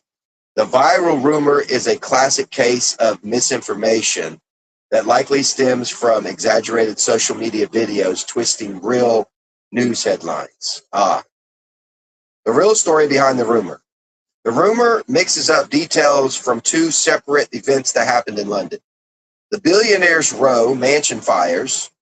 The multi-million pound figures come from real news stories about the Bishop's Avenue in London, which is nicknamed Billionaires Row. Ooh, Bishop's Avenue burned down? Ooh, Usman. Don't say anything, Usman. But that's connected with me, ain't it? That's very connected. Don't say anything though, Usman. I don't want people to know who I am. The Bishop's Avenue. Ha ha! Damn. First broke June 22nd through July 23rd.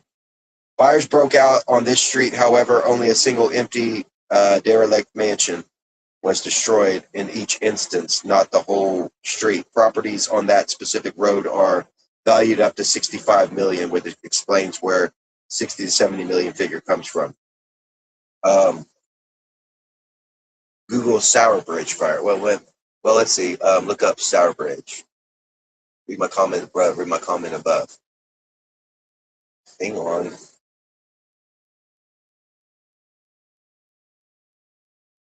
You are deluded. Every channel you like, Ben, they are all kick you out. You're fraudulent. Like, no, a recent channel I've been going to does not kick me out, my friend. He's a decent guy. I like him. Google Sour fire. Let's do that. Is it Sour Bridge? Is that what it is? Those you're saying Chris plagiarizes has thesis papers. Exactly. I tried to tell him to prove it, but he's not. Stour, not. So I keep saying Stourbridge. Stourbridge. What Stourbridge? Stourbridge. Stourbridge. They probably say it like that. The Stourbridge. Historical street fires. The idea of an entire Great Fire of London. Okay. Let's just look it up. Stourbridge fire Thursday, August 13th in England. Firefighters tackling ongoing blazes as displaced West Midlands. Let's see when this was published. This is BBC, so it's a BBC article, so it's legit. Got BBC article, not some fake news thing giving some headline about bullshit. Firefighters tackle ongoing blazes as displaced West Midlands residents asked to go home.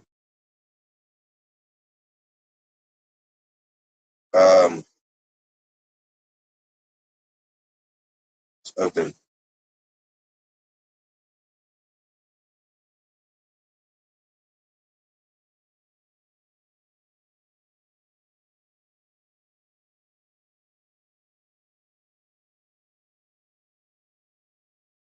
Oh, they've arrested.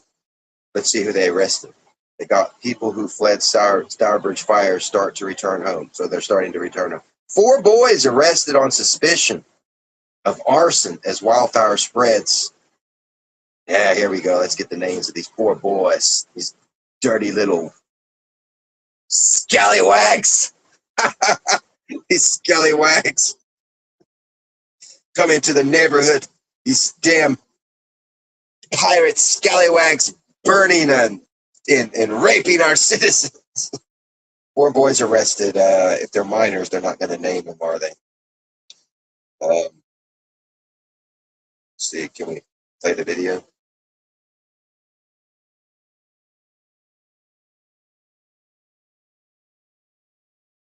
No sound to it.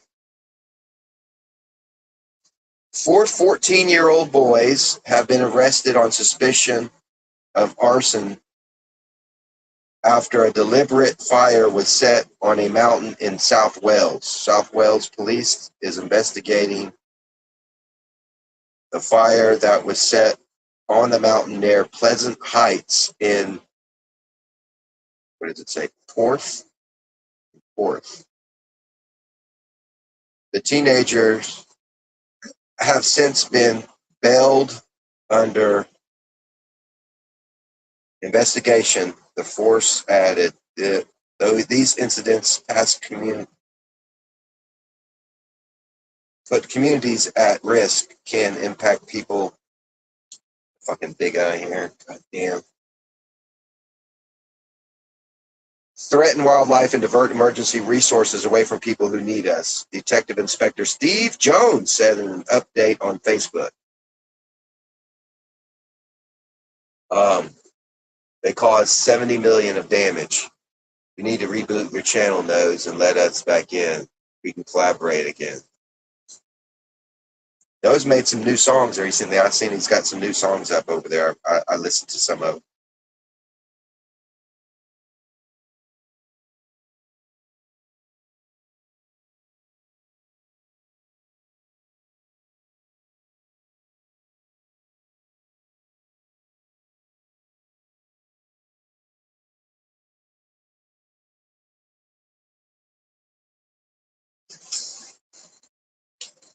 Well, sorry to hear that. Is that where you live, Rupert? You live in Midlands? Does it affect you? Or no? You live kind of in a farmland, don't you? Read my comment above. Take your theses to a university where they teach what you write about. You will see how they would kick you out. They wouldn't kick me out. I care less about them. I'm subverting mainstream ideology, bro. You not get that? Again, if you focus, Big Nose, Jesus was subverting the socio-political aspect in his day.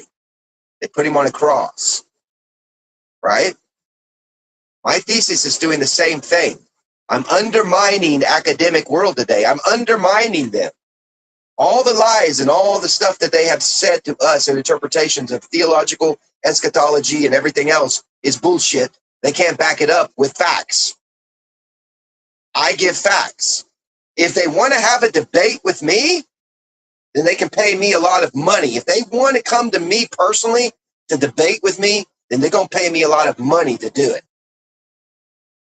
Get what I'm saying?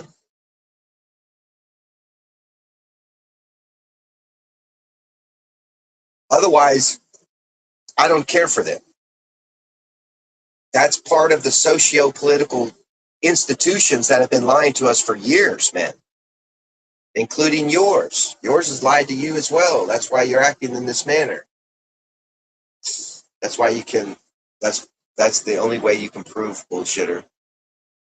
I know it's the only way, but it's not the only way.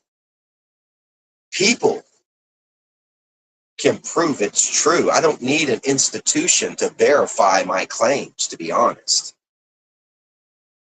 People themselves are what verifies institutions, Knows. You understand that?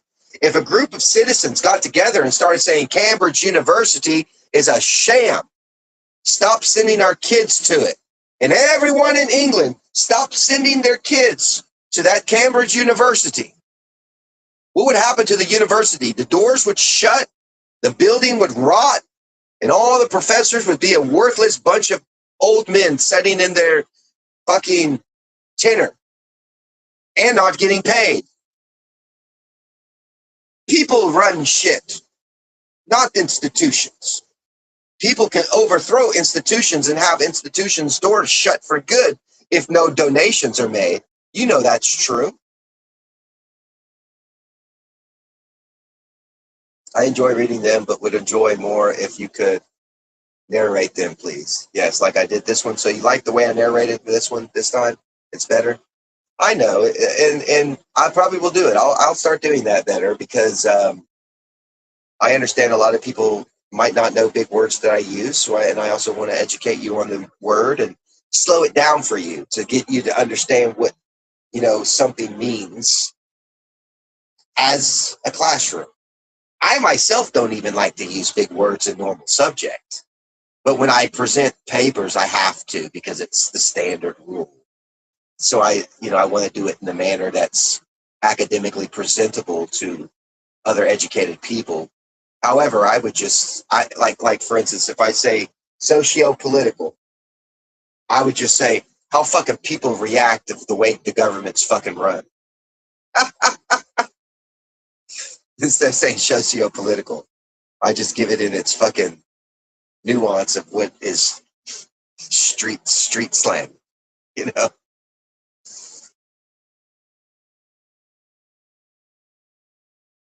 Yeah, no, knows. I don't know why he takes things down. Stop saying it. You keep repeating yourself. Come to a mistake. Look, is my link still up?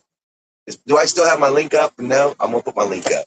I want this nose to come to my channel. I'm inviting him up. You have been cordially summoned.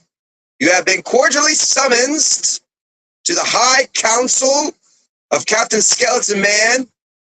If you refuse to show yourself, you will be burned at the stake high noon tomorrow. Do you understand? All right, so now I'll be back. I'm going to put my link back up here.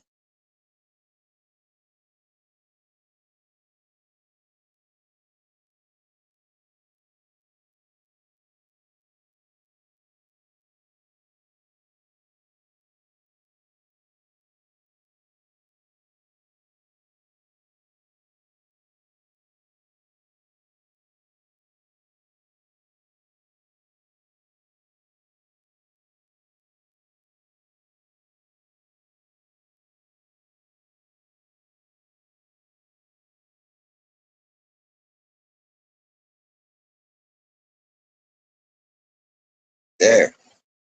He has been summoned, royally summoned. I sent the royal summons to him. But to see what he does. Is there music playing in my thing? I went over to my channel and there was music playing. Let's see here. That's weird.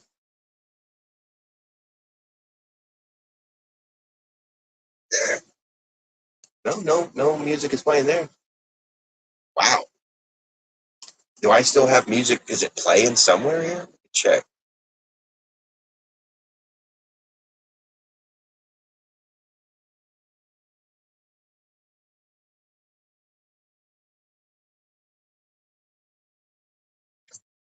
Huh. This doesn't say that it's played. About me plagiarizing, yeah. You say I plagiarized something. Tell me what I plagiarized. Bring up your evidence. You made a big claim. That's a big claim. To call out somebody as a plagiarizer? Now you're trying to soil my name. You're trying to soil my good name. I won't allow that. You have royally been summoned now. He's refusing to come. He's refusing. See? You're a fool. Your supporters are dishonest and deceitful.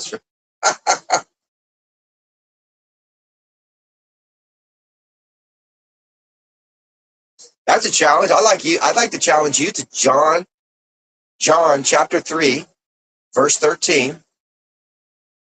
Jesus clearly says that in that word, the Greek word oidios, literally means, I wrote a thesis on that word as well, because I had a gentleman, I went to a live stream, he tried to call me out on that, and I busted his ass, and now I wanted to present an actual linguistic thesis, because he was lying to all his subscribers, so I busted him on it.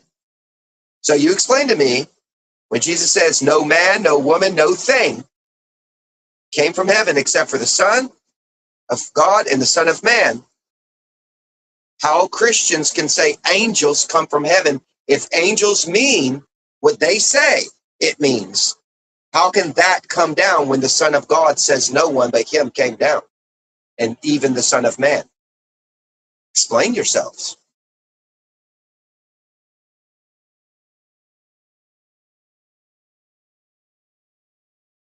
Where were they to? I don't need support. I don't care. I'm not looking for support. This is a hobby to me, dudes. Come on, man.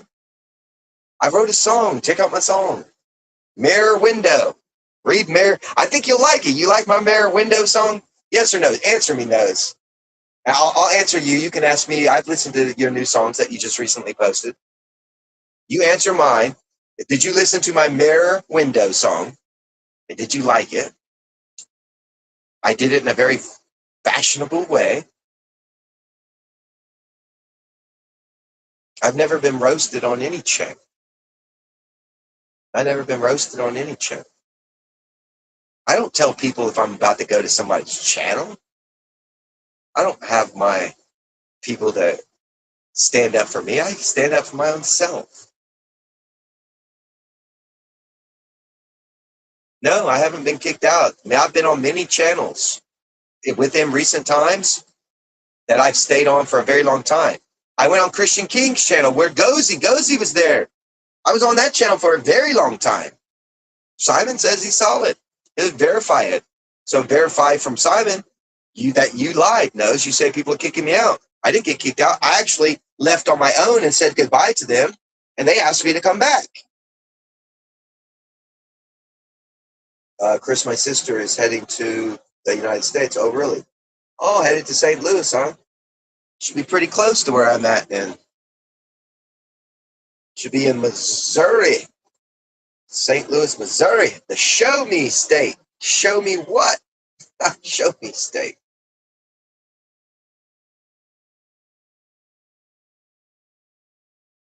Ah, she's stopping for a day near Cincinnati. Yes. Lucy, my sister, near Christopher L. Mandy. Very close she will be then. Yes. She'll be 30 minutes away from me. You tell her to come to my house. I'll put her live. I'll put her live on my YouTube channel. Have her stop by. I'll put her live. We'll meet at a public place. I'll meet at the pub somewhere down the road from me in my town. And I'll put her on my YouTube thing, and I'll film it.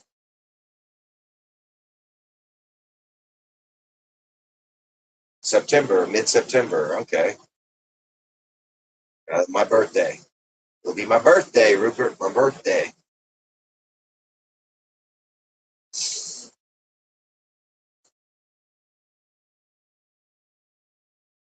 Chris, I'm hoping to come to USA next year, crisscrossing east to west.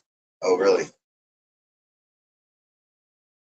Where are you going to start from? The East Coast to the West Coast, or are you going to West Coast to the East Coast? Are you going to start up there in Maine or New York, work your way down through to the Hollywood, California, and everywhere in between?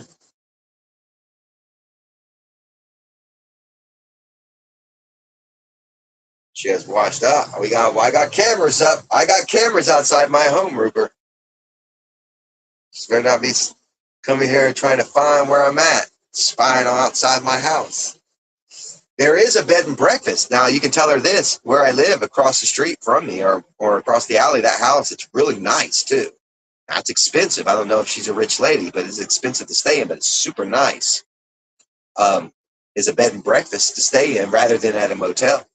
I think it might be cheaper than a motel.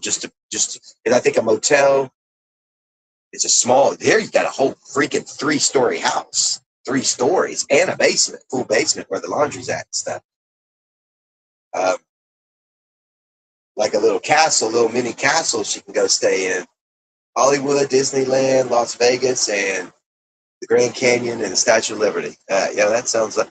you're missing one grandstand that you need to stop in. One grandstand. All right, I'll tell you. There's a little spot in the Midwest. I used to go there. It's called Silver Dollar City. Silver Dollar City. Got to stop there. Cannot miss Silver Dollar City. If you want an experience of real hillbilly country buffoonery, stop at Silver Dollar City. You'll have a good time there. That's real. They got people that dress up like they're still living in the old West, and they talk like them and stuff like that. It's called Silver Dollar City. It's in Branson, Missouri, where his sister's going. Branson, Missouri. It's called Silver Dollar City. They even got rides, like roller coaster rides and stuff there. They got this one, like the building's on fire and you're inside it. It's a big Western motel type thing, a saloon. There's a saloon in it and stuff, and it's on fire, and it's a ride, and you're going through the fire, and then you drop down. You like drop because you like fall through the elevator or corridor type thing where you fall in it. I was a kid when it scared the shit out of me. That drop, because there was these ladies come running out on fire. Ah! And I'm like, oh! And all of a sudden it drops, the thing drops. I'm like, fucking hey. As a kid, I was scared to death. Yep. Branson, Missouri. Branson, I believe. Let me make sure or look it up. I believe it's Branson, Missouri, called Silver Dollar City. Is Silver Dollar City in Branson, Missouri?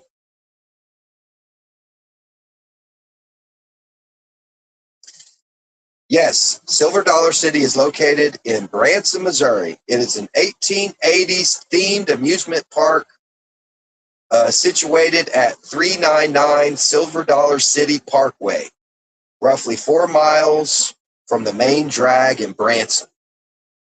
It's an authentic 1880s Ozark mountain mining town. Yeah, that's where gold there. You can get paying for gold too. They actually got gold. Like when you go to the river and you get the pans and you pan in the river, you get nuggets of real gold. It's real. I mean, you're not going to get, it's not like you're going to get there and make millions of dollars, but you'll get little specks of gold you get to keep. Yeah, if you find them, you get to keep them. Maybe they might be worth like a speck, maybe like a dollar, like a speck, it does $1. Lucy used to enjoy listening to Big Nose and Chris joust. Yeah, we joust here. If he wants to joust, there's my link. But Branson, Missouri. There you go. Yep. Perfect. Tell your sister too, Rupert, to stop in at Branson if she wants an 1880s of real American Western mining town and pick up some gold. They bake there. They got baking goods. Like, it's a real city. You walk in, it's a real city. Like, people live in that shit still. They live in it. All year long. All year long. The actors live in that place. It's a theme park. Home over to 40 rides and shows. Oh, there's shows. They got good shows, too. I forgot about that. They got the Opera House. Like Dolly Parton shit. Like Dolly Parton has Grand Ole Opry. They do them shows over there, too. Major roller coasters and Time Traveler and Outlaw Run. Oh, Outlaw Run. That's fun. You want to be an outlaw and get chased down by the law while you're in the city? You could be an outlaw that come and get you and throw you in the jailhouse.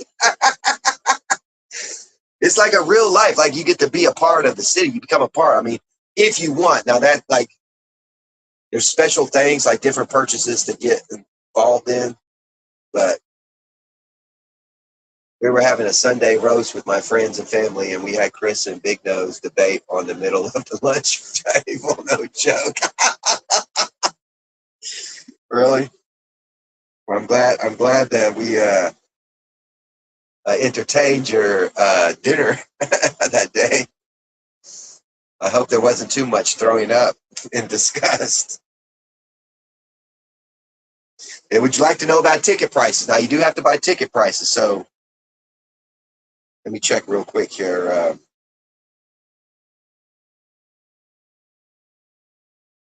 Yes, what are the ticket prices?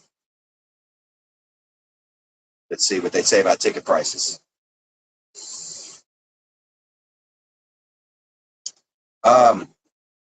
Standard one-day adult tickets for Silver Dollar City costs $95. However, prices may be based on age, ticket types, and active promotions. Adults 12 through 64 is, let me see, I can't even see that. $95. Children 4 to 11, $85. Seniors ages 65 and up, $85.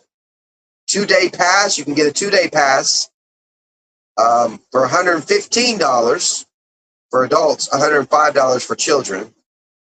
That's the peak. The standard. They also have a water park there. Water park is an extra $30. Season passport starting at $175 for unlimited visits throughout the entire season. End of summer sale, single day tickets drop to $69 for all ages. All ages. That's right now. Right now, end of summer, $69 for anybody. First responders, military, discounts, and first responders you get discount $59. During peak summer promotions, military is $69 as well. If you've ever been in military assignment or whatever in the Australian force or whatever, I'm pretty sure that goes there too as well. Note all prices are subject to local sales tax.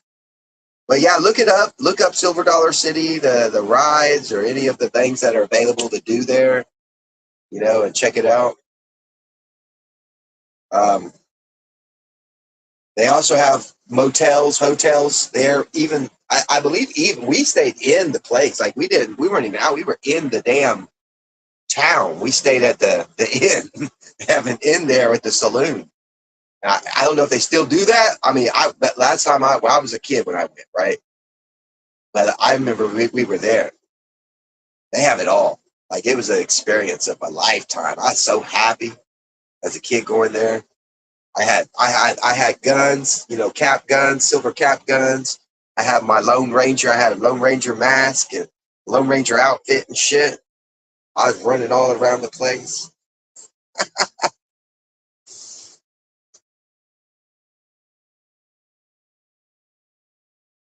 For a Western experience, yeah, they got everything going on there. If you want that real 1880s American, what was it like in America in the 1880s? Yeah.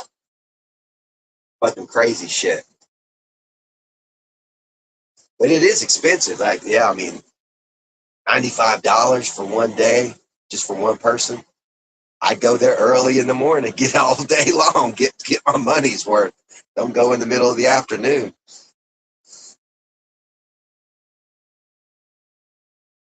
Yeah, I think you'd have a good time, especially if you have a younger kid. Kids definitely. That's fucking fun. The adult stuff is the stage performances and the food. Got a lot of good food.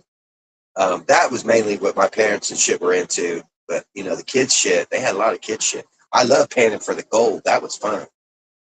I found gold. We had gold. Now you can go there and get fool's gold. They have like rocks that have fool's gold in them, and those are free. They give them to kids, free. That's the first time I ever knew about fool's gold, and when I went to Silver Dollar City. But they actually got that shit there, like real deal stuff, and you can pan for it. Yeah, it affected me. It really did. It was a memory that I have. It was my first family, like our family going on vacation to leave where I grew up. We went to a whole different state, and we went to Branson, Missouri, Silver Dollar City. I remember it. And it was a fucking heyday. Yeah, it was some day for me. Remember, I was scared to death too in that burning fucking fire. Do they still have the fire? Look it up. They still have that. They may. At Silver Dollar City, they had a ride where some house or something was on fire and you were on like a roller coaster thing. Is that still there? Let's see what it was called. Yes. Yes, it's there. That's called, that ride is Fire in the Hole. That's it. There it is. Fire in the Hole. That fucking shit was crazy when I went. That was fucking, for a kid, that was crazy shit. It's a 1972 wooden tracked version. Oh, wait.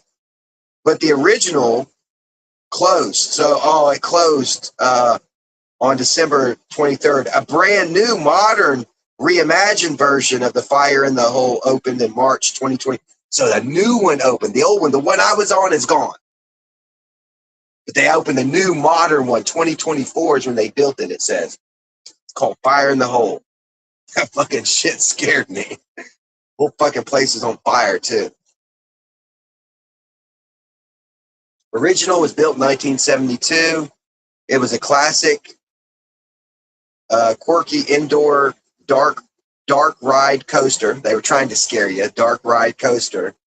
When riders hopped aboard a rescue train to save a burning town from the bank robber, or the bald knobbers.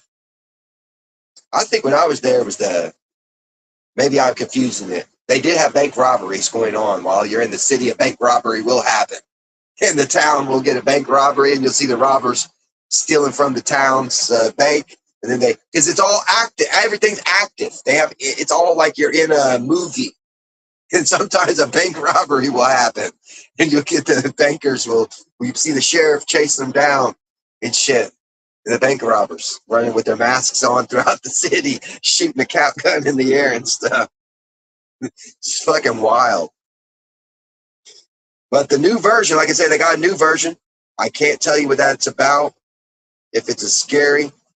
Oh, here. Oh, yeah. Includes 3 gravity drops. So right here, you see this where it says gravity drops? That's where it scared me. That's where the thing goes, boom, it drops. Feels like you're falling, and like you're going to fall and keep falling. Because so they have these things on gravity drops. That scared the shit out of me. I ain't never, when you're in a car, right? You're in a car and you're a kid and your parents go over the big humps and it feels like your stomach's going out your mouth. You get those butterflies feeling. This is 10 times worse than that.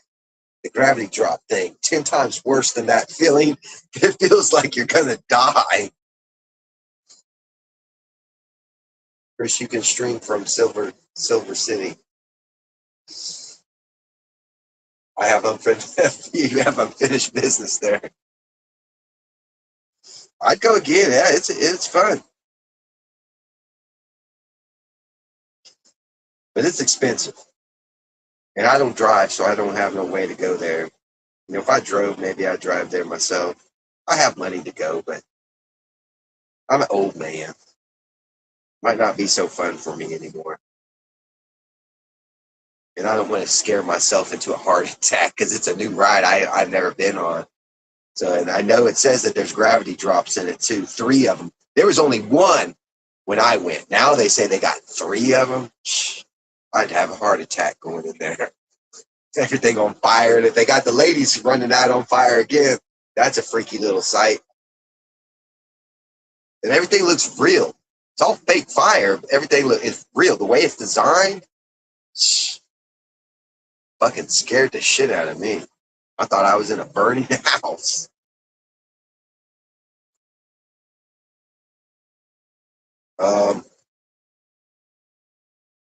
And ends with a water splashdown. Oh, you get a water splashdown in the end, like a log ride.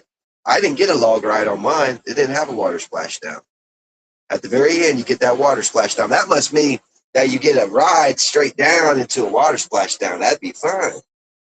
Have all those gravity drops and all the other crazy shit going on, and at the very end, the log ride crash into the water. Insane. Yeah, riding around.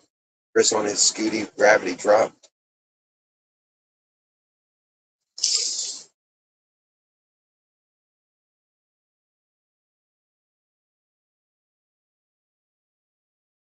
I don't think any of you Englanders, when you guys come to America, I don't think any of you have ever heard of Silver Dollar City. When you come to visit America, you always want to go to New York. Let's look at this. Let's look at, all the major things that are always seen. Nah, go to fucking Silver Dollar City, you fucking Yankees. Or what do we call you? British, you redcoats. Go to fucking Silver Dollar City, all you redcoats, if you want an experience of the American Old West. That's the place to go. Branson, Missouri. That's a crazy little town. How big is it? Let's see how many square foot is it. What is the size of the Silver Dollar City Park altogether? This, you got to walk. You're walking it, by the way. So check this out. You're not going to believe this. The park itself, 61 fucking acres. 61 acres. And you got to walk. Not everything is in the same place. You got to walk. It's a big city with different fucking shit going on there. And you got to walk. 61 fucking acres. I have heard of Silver Dollar. You heard of it before? But you never been to it yet, huh? Oh, though it's broad, the broader operational property encompasses 100 acres to include guest spaces, venues, and shops. So you got, like I said, you can stay in the city if you want. So the actual park itself, where you'll be doing all the fun activity, is 61 acres. But then the outer part, 100 total, is where like probably the hotels is, where you get to stay in and all that shit. Now that's cool. Now if the $95 includes hotel stay, that's worth it, right? You know what I'm saying? Like if I'm gonna pay $95 to get to go to Silver Dollar City, and that includes me getting to stay in the hotels there, that's really worth the fucking money there.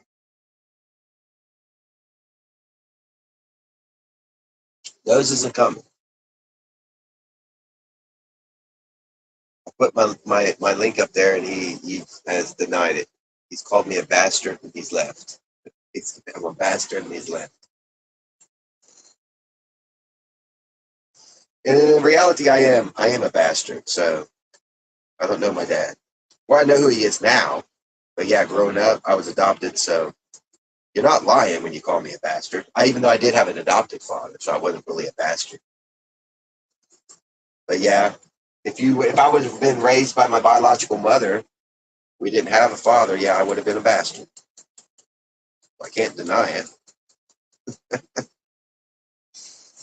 But it doesn't mean that I won't punch you in the nose if you called me a bastard to my face. Back when I was a kid, you called me that when I was a kid, I may have punched you in the nose.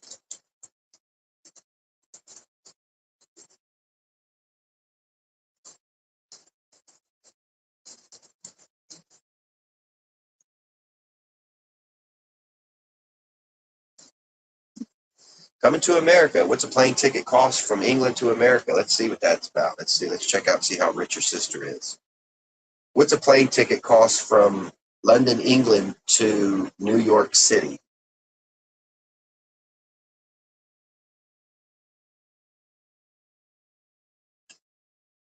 $320 to $640 one way. That's one way. A round trip with last minute peak summer travel costs anywhere from $650 to over $870. Prices fluctuate heavily based on the season. With last minute or peak summer travel, so hers is probably dropping now since it's not summer, it's falling into fall. October 12th, it would have been $407. But you're leaving in September, a month earlier, it may be around the 400.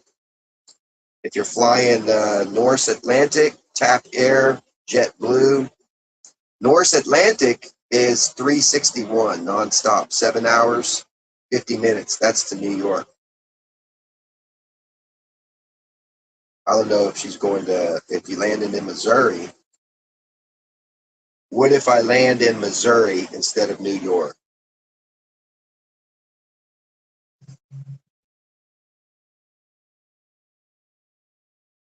Two primary airports, St. Louis, that's where you said she was going, Kansas City, Springfield. She's going to be in St. Louis. St. Louis, Tuesday, September 15th, nonstop, 9 hours, 50 minutes, $950.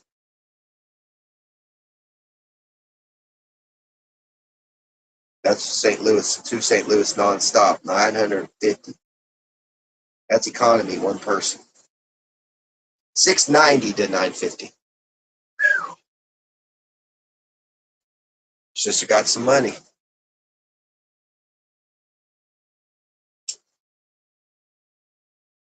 Yeah, Rupert, fork over $700. Fork over that 700. Now you don't need spending money. So in order to probably have a good time in America, you're gonna have to come with at least 4,000 fucking dollars, probably 4 or 5,000 to have a good mate. Yeah, about 4 or 5,000 to have a good experience. 600 of it. So you're looking at about, damn, I'm gonna say almost $2,000 if you're gonna have to stay at motels. Because even cheap motels anymore, they're like $800 a week. That's a weekly rate, 800 a week.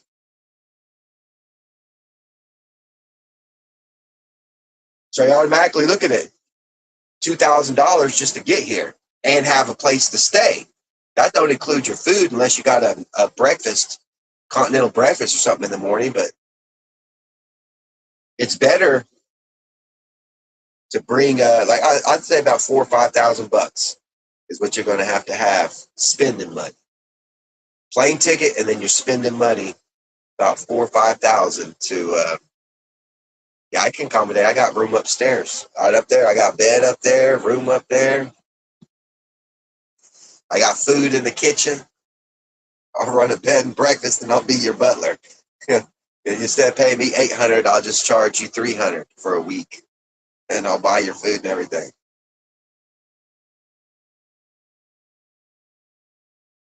I'll be your butler for a week. I can rent you a limo. I got a guy here. He's a friend. He has a limo service, and it's a long stretch. It's a long stretch Cadillac limo that will roll you around town. It's got a window in the top of it. They come out. It's got a bar in the back. It's the works, and he's got his own little driver.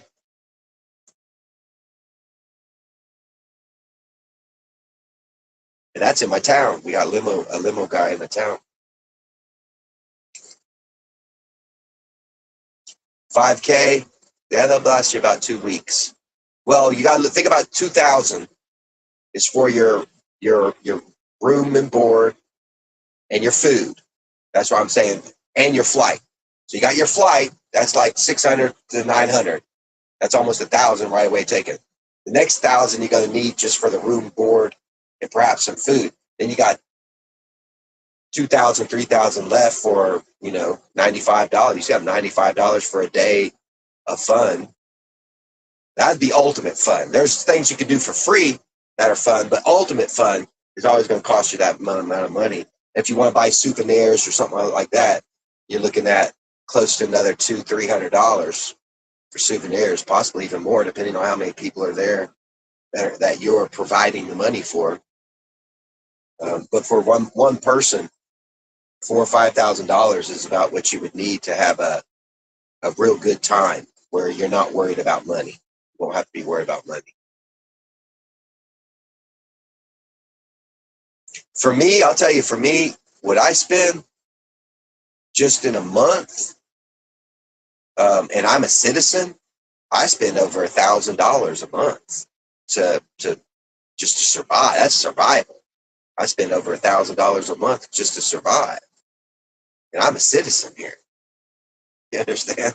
I own my home, so I spend that amount.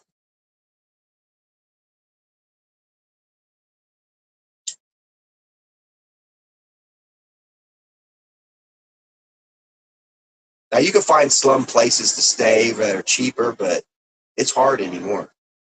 Motel services in America have changed drastically. Like you got to book them now. Like before, you could go and ring the bell and check in. Not anymore. It ain't like that. Now it's all of it's online. This AI shit. All this AI shit.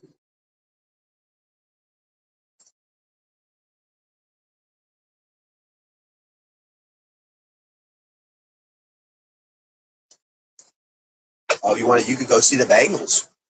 We go to the Bengals game. Bengals is like 30-minute drive from my house. We're right there at fucking Paul Brown Stadium in 30 minutes. We're right downtown in the heart of it all. Tipping is supposed to be 15% gratuity. So if you buy $5, which that's going to be hard to buy $5 worth of food anymore. Nowadays, when you go out to eat at any restaurant, even in my town, it's like a $20 meal, period. Like $20 for one person. So what's 15% of $20? Like $5, anywhere between $3 to $5.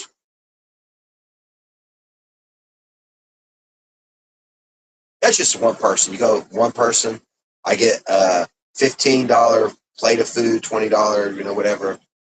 I leave a $3 to $5 tip.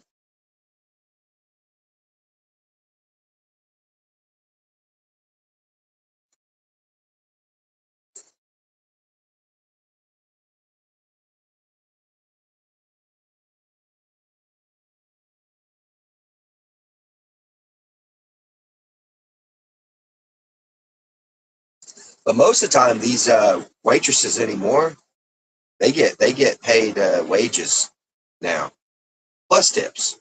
So they'll get minimum wage plus tips. It's a good deal to be a waitress now or a server. Make a lot of money. Being a pizza delivery driver right now in America, just to drive and deliver pizzas, you get paid hourly. Plus, if people want to tip you, you're getting those tips. You could take home at the end of the night, an 8-hour shift.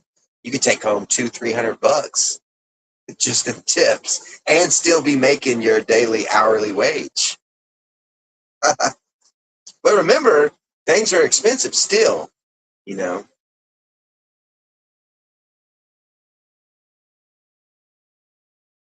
Like when you come here, you might think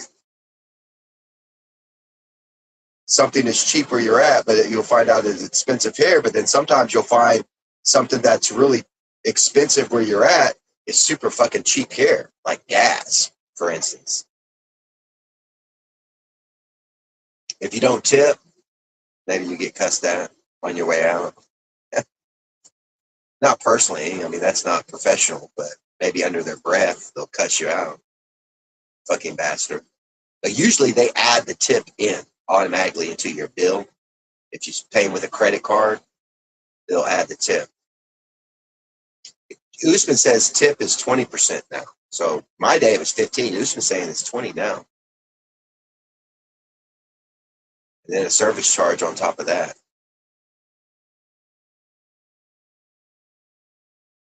But tipping's fun.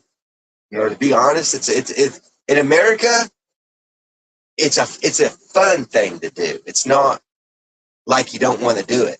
And we don't have that in here in America. Tipping is like, oh, who's going to give the bigger tip? Oh, you're going to get, well, how much you dropping her? $2? I'm giving her $5. Oh, wait, I'm going to give her $5 too. Yeah, it becomes a competition between you and that. And then the waitress comes over, she got $10 fucking. So.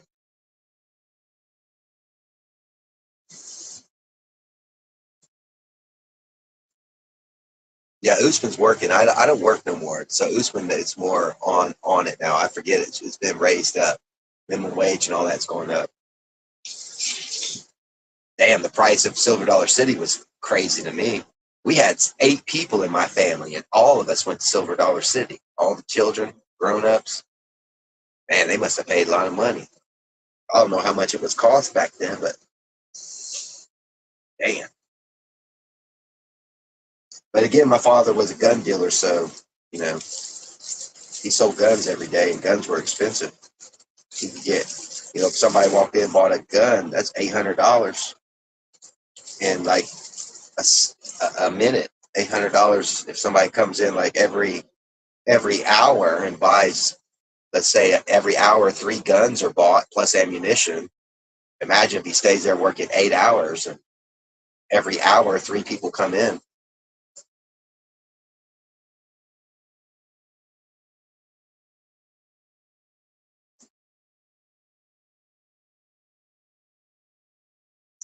But I'm not rich like my father that raised me. I'm not like him.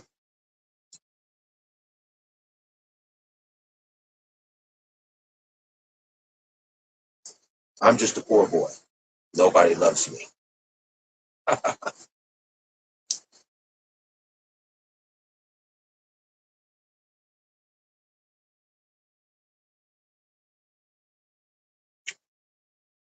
Ask Usman. Usman fucking goes to a restaurant every fucking day. He'll tell you.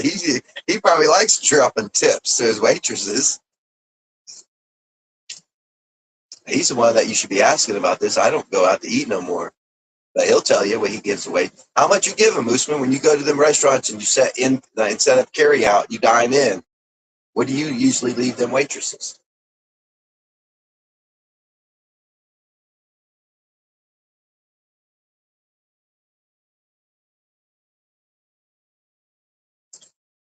Usman leaves them his phone number.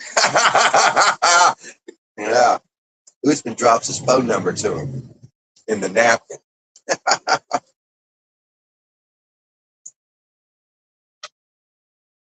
Drops his phone number, gives him a wink.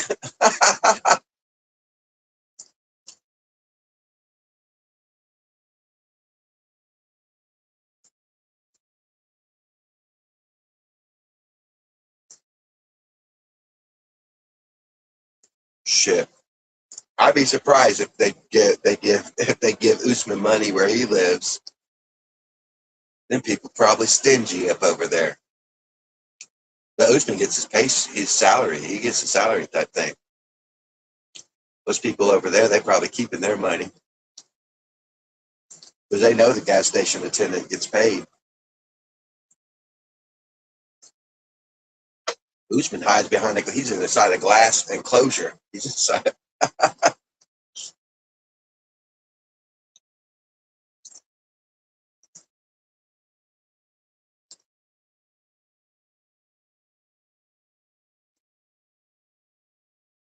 But Usman goes out to eat every fucking day. I'm telling you, he'll tell you he doesn't. He'll call me a liar. I'll call him every fucking day and he'll be at a restaurant. He knows it.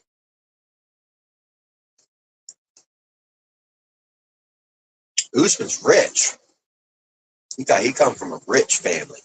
His mom and dad, don't let Usman fool you. That man's a rich dude. He's a fancy boy. He's British too. They grew up in England. You guys know that. Usman's a fancy boy.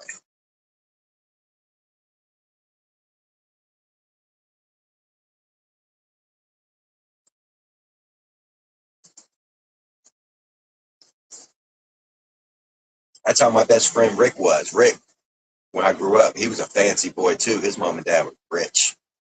He used to spend the night at his house all the time. He was a bad kid though. He always liked to get drunk, but I'm just saying, he was a rich kid. He come from a rich family.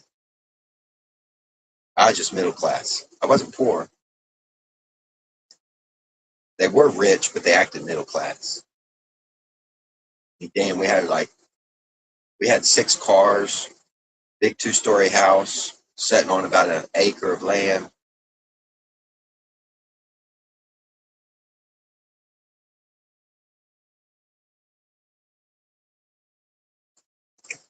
Well, I don't know if he has dual citizenship anymore. You have to ask him.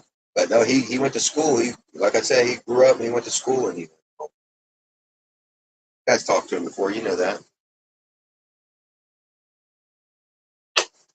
But he's been in America for about 20 years. It's it, something like that.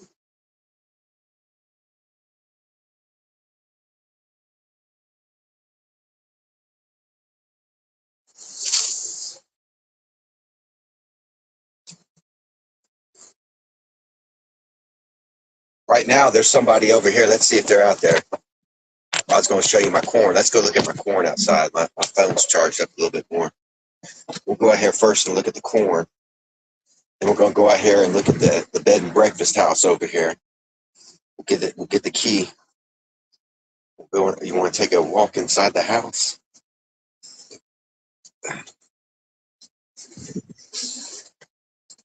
They're like, Chris, you really own that place. You're lying.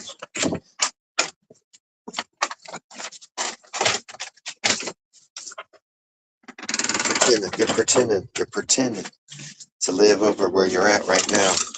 You actually live in a different house. You just hold your lives over here. Check out this. Check this out. We got cantaloupe. Cantaloupe's taking off pretty good. I don't think we're gonna get no cantaloupe because they came here. Some bandits came here and destroyed it. But we got some tomatoes coming in. We got tomatoes coming in here. Some nice little juicy tomatoes. Whole bunch of. Look at all these in here. Got some nice red ones back here too. Let's take a look at these back in here. See if this is kind of a dark red. Let's see if this is sweet. Oh yeah, that's a nice sweet one there. What I like to do is I like to test vines because there's different vines here. So I like to find man, these all falling down. There we go. But I like to find a vine that contains a really sweet one genetically. And I'll take a whole bundles of those and I'll save those seeds for next year. Here's my corn. Corn's falling down. These corn's getting so heavy. Oh, I broke that one. There's one, two. Anywhere you see hair growing, corn's starting to grow on these stalks here. Another one growing. Stalk on there. It's falling down. Look at these. It seemed like somebody came back here and stepped on them. Like something came back here. They stepped in my corn, breaking my stalks down there.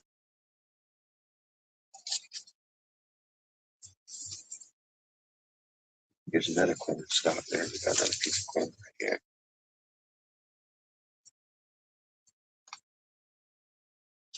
This is August. We got August, September.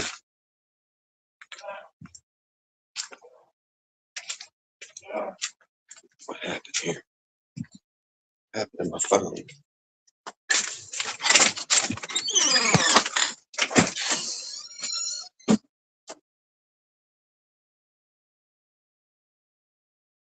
What happened here, ladies and gentlemen? What happened? Did I hit a button? Did I turn my button? Did I turn the button on? I must have hit a button. Turn my phone off.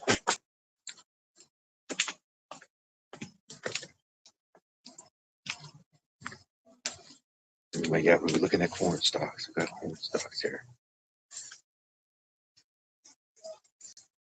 There's some more coming in down here. We got one coming in way down here. It's a little one, but he's got hair on him.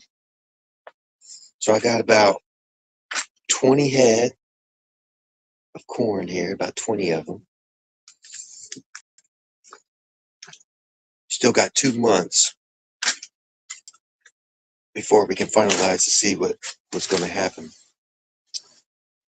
But I had a bandit come back through here that, I got lots of jealous people, that know where I'm at or something. They come back here, they do a lot of damage to my properties. They steal things, and I got family members who do this stuff too. Look at this. I got one lone tomato growing off in the well down here. Look at this. He's growing a tomato plant growing in the well. He must have came up. He must have came up without me knowing about it. sprouting up on its own. I didn't plant nothing over there. I'm gonna have me. I'm hungry. I'm gonna go inside and eat. I'm gonna have me another tomato. Let's see this sweet one. That's a nice juicy one there. That's a little tangy one though. That's a tangy. I don't like to keep the tangy ones.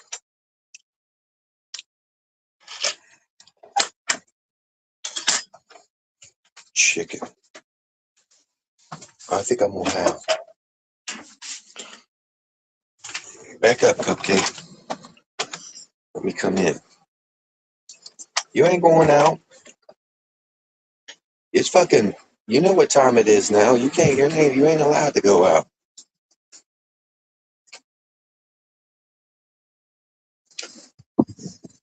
Let's see. We got cucumbers, chicken. Well, that's on the other side of my house. I got peppers and cucumbers on the other side.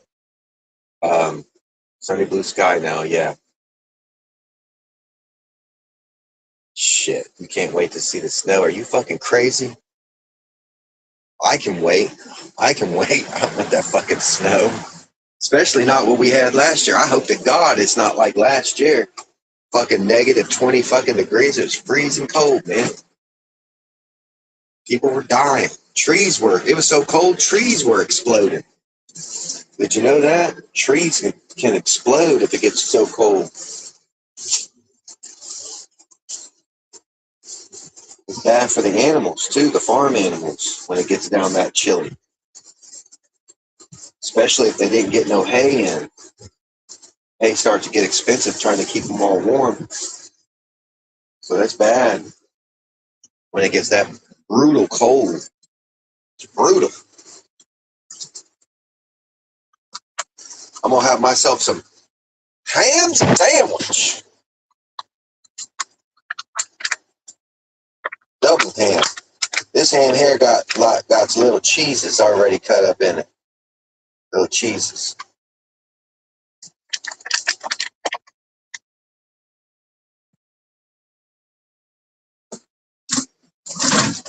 Also going to put some regular cheese, some American cheese on it here. A little cheese slice here. I love cheese. Cheese is good. Here in America, we eat cheese.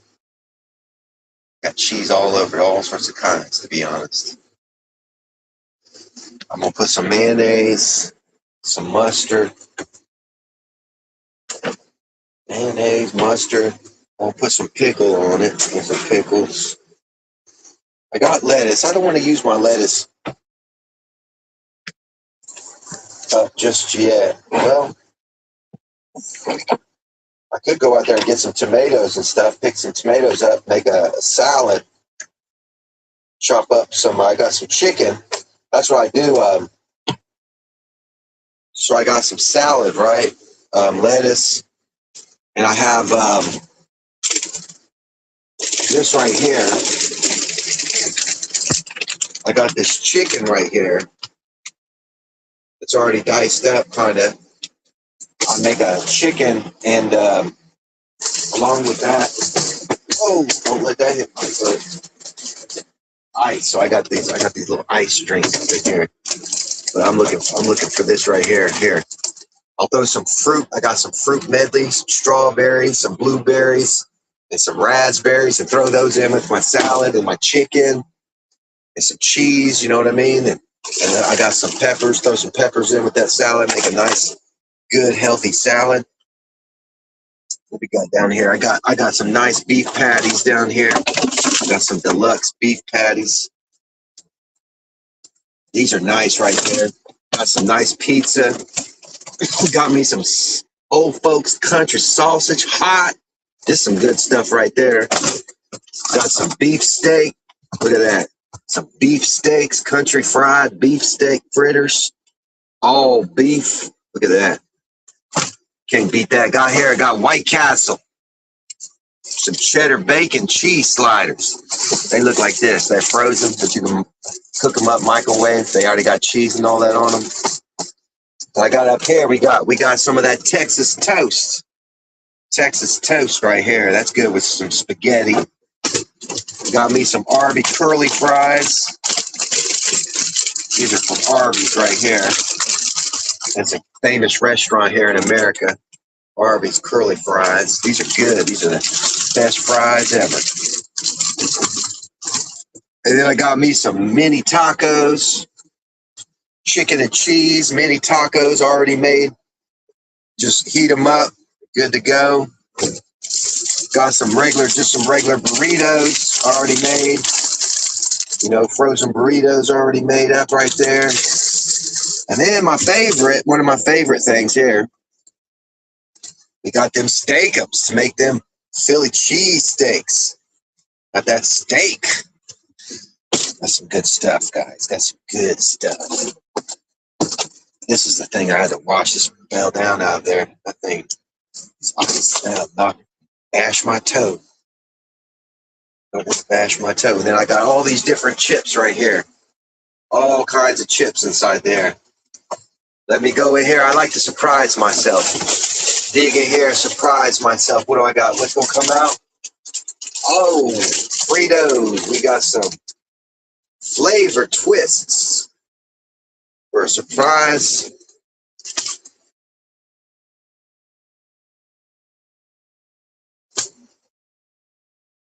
I got some toaster strudels. Got some Nestle Quick. Got some chocolate milk, hot cocoa mix. Got some Nescafe. Got some Nescafe coffee. It's coffee. I like to add chocolate milk, hot cocoa milk in with that coffee. Then of course we got some gravy. Gotta make it up with my gravy with my potatoes. And I'm all loaded up here. Boom. Loaded up here with vegetables. Got some sauerkraut, cream corn, whatever you want. Sweet peas, carrots, soups. You know, all sorts of kinds of goodies up there. Got cereal up here. We got some cereal. Got some Honey Nut Cheerios. Honey Nut Cheerios for those. We got some of them Lucky Charms. They're magically delicious. I got some Chex cereal. Got some healthy food, healthy stuff too, you know. Got all the stuff, of course, sorts of stuff. Got some oatmeal in there, you know, a whole bunch of stuff up there. Let's get back to making my sandwich, cupcake. Oh, here we got some coconut milk. You like coconut milk? Drink that coconut milk. Coconut milk. All right. Look out, Cupcake. I got to get this situated. Hurry up and get this done. Get my phone back on a charger. It's dying. Throw some pickles on here. Let's get some mayonnaise on here real quick. Watch it. Watch it. There's a knife. It's sharp. Look out. Danger, Cupcake. Danger. You end up getting stabbed.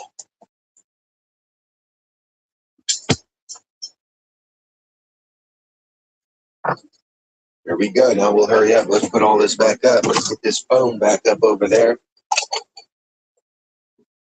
to that charger.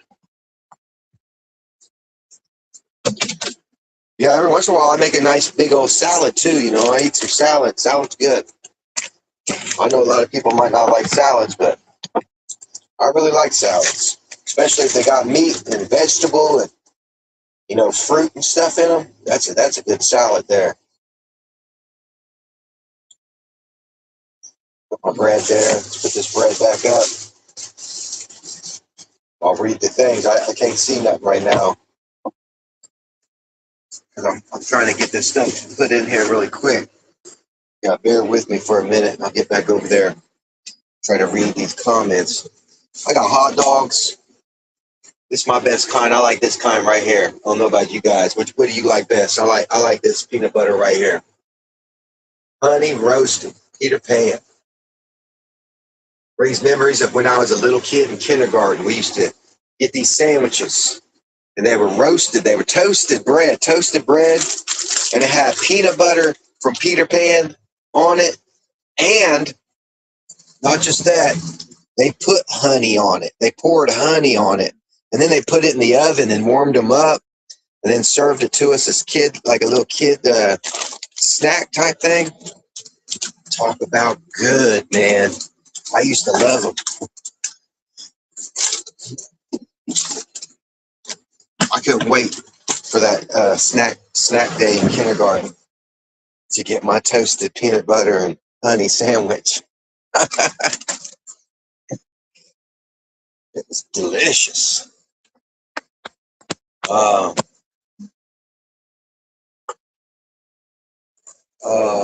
Catherine, peace be with you. Can't really see that comment. Let me see.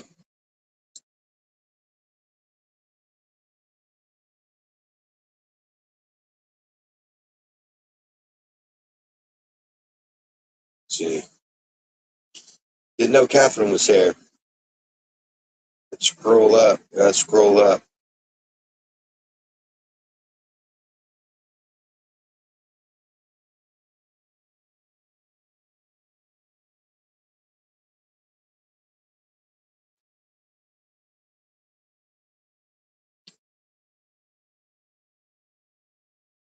I see the name. There's the name. There it is. Pick up Joseph.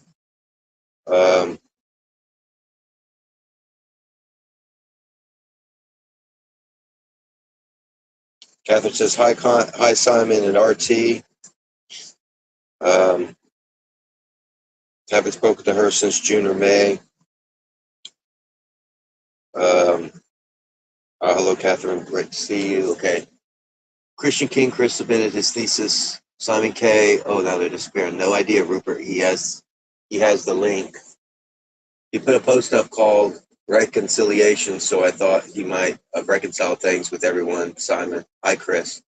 Hi, Catherine. Peace be with you. We should make a collective pilgrimage to Silver Dollar City. You'll have a good time, I'm telling you. Just look it up on your internet, check out all the things available to do, and then just, see it, and they'll show you what all we can do there and all the entertainment and all that.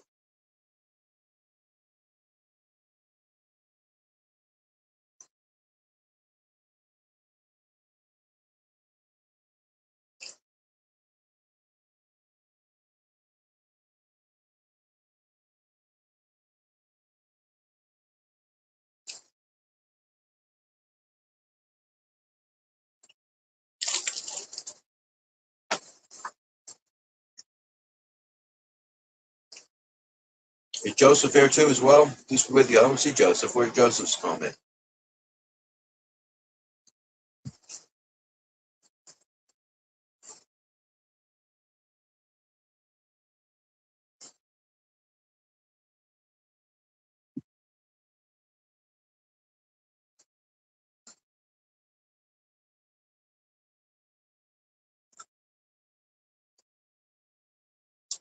Chris, Lucy, and my family were just looking at Fire in the Hole. Oh, yeah? Do you think she's going to go over there? Do you think her sister's going to stop there? She's going to be in Missouri. It's not that far from St. Louis. She'll be right there. So it would scare her. Well, they got other things, though, there other than just that. They got other different things to do. And they got cooking things and sewing and cooking and all that stuff for women.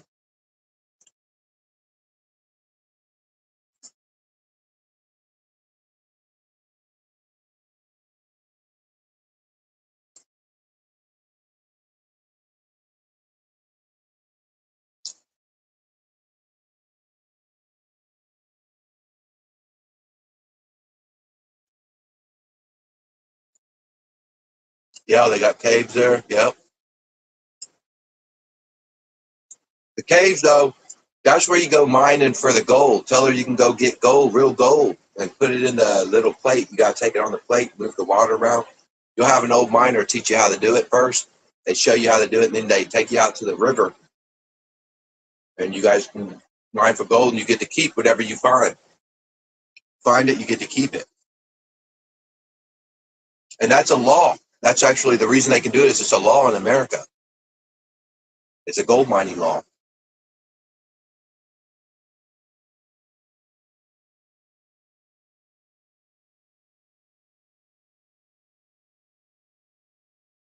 I went to his chat, Catherine. When Nose was live, I went and I was sitting backstage waiting, but he wouldn't bring me up. He was into his music.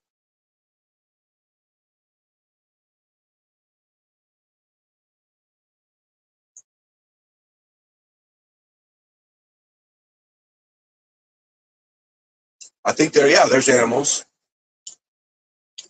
Like a petting zoo, you mean? Look it up. I think there's a petting zoo. Let me see. I believe so. Does Silver Dollar City have a petting zoo or animals?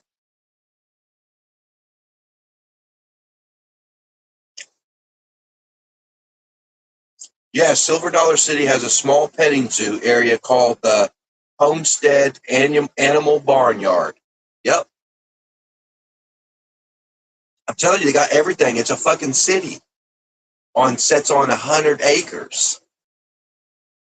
And they do reenactments. Like I said, they have bank robber. A bank rob will happen one day, and you'll witness the bank robbers. The sheriffs will ask you to be a witness to testify in the court because they have a courthouse, and then your family will have to show up at the courthouse to testify that that's the bank robber that you saw. So they'll lock him up in jail.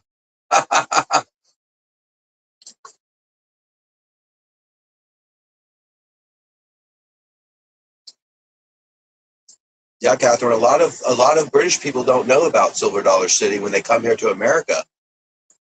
But I think that's one of the best places to go if you're a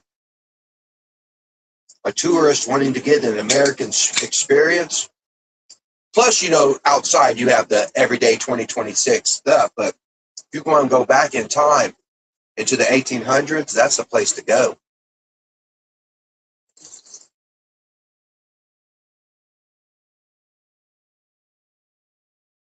Like I said, I haven't been there in a while, but I'm glad to hear they got fire in the hole still, but it's rebuilt. But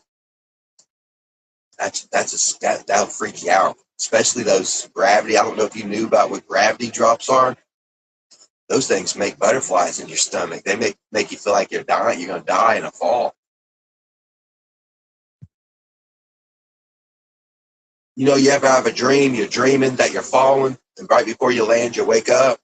That's what them gravity drops feel like.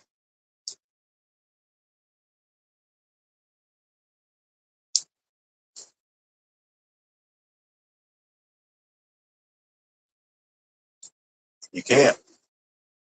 And I don't think we can, Rupert. He has to remove it himself.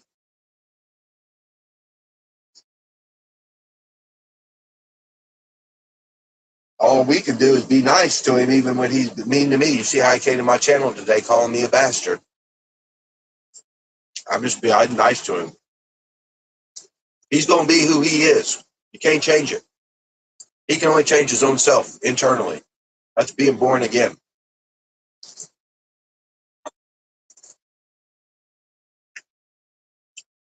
That's why Jesus says, love your neighbors, do good to your enemies.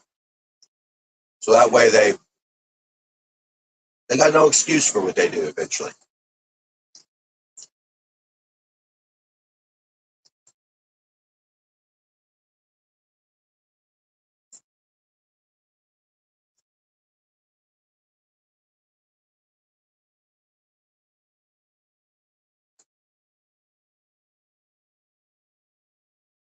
Oh yeah, Lieutenant.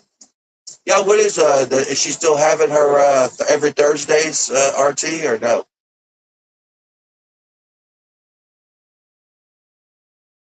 I haven't seen her lately holding her every Thursday things.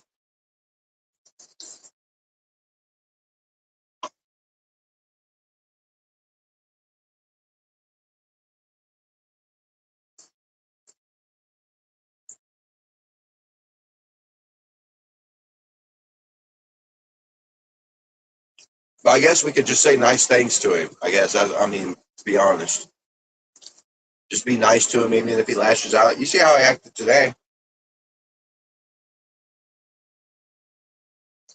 It's a practice. You got to practice it. It's a hard thing to do. Trust me. I know. But I try. I'm more likely to do it with someone that I've been acquaintance of less than someone I absolutely don't know.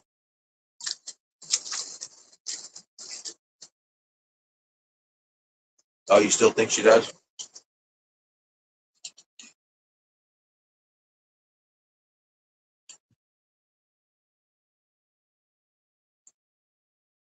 Oh, look.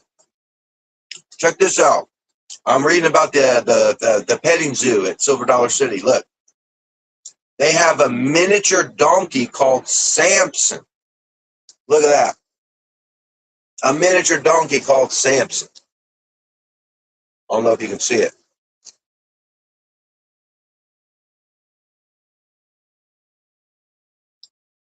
That's funny. And a miniature horse called Splash. A miniature horse and a miniature donkey. Samson and Splash.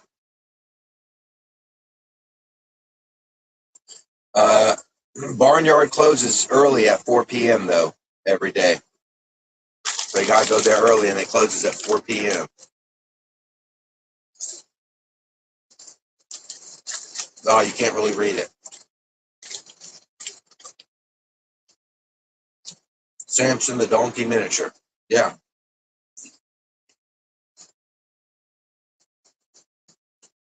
I wonder how big the donkey, like what's a miniature donkey look like? I know what a little miniature horse is, but aren't donkeys littler than horses? Like, aren't donkeys miniature horses? So what would a miniature donkey be? Like a Great Dane, like as big as a Great Dane dog?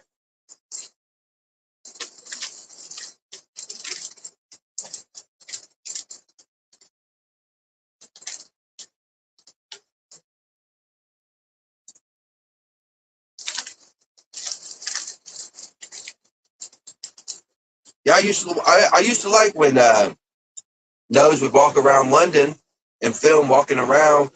He stopped doing that. I don't get to see what life is like over there no more.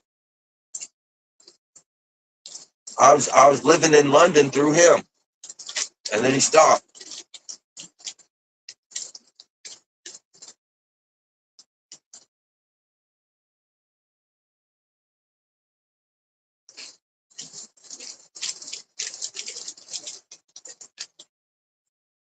He was going to the museum and all that. What do you do? Run out of money?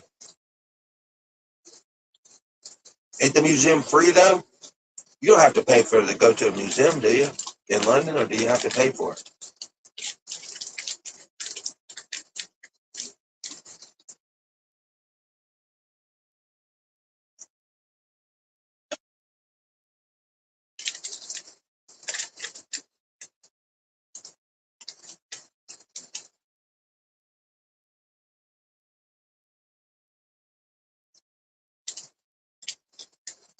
Charlatan.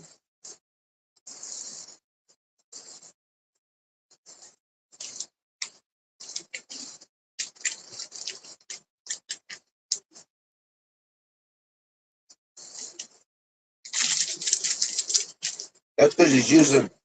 That's because he's using a Sean Connery voice card.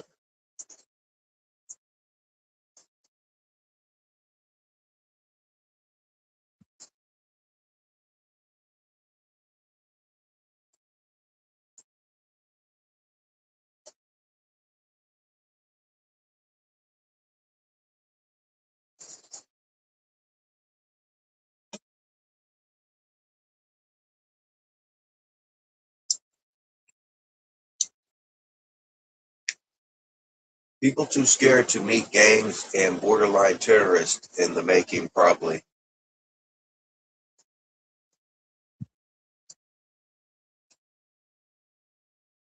Chris, lock up Nigel Farage and Countess.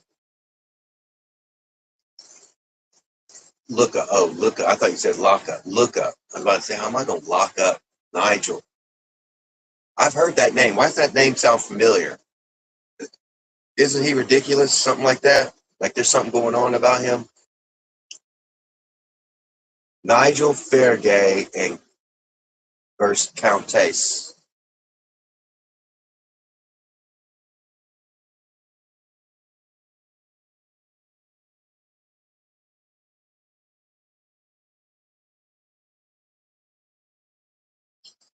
You are likely referring to the recent parliamentary election contest in Clacton, Clacton, or Ton, Clacton. I can't even see this. Let me get my big eye. Clacton. All right. To view certified election results, please check UK Parliament website, tendering district council. Over that, the Clacton detailed coverage and breakdown of election outcomes are also available. Who won the election?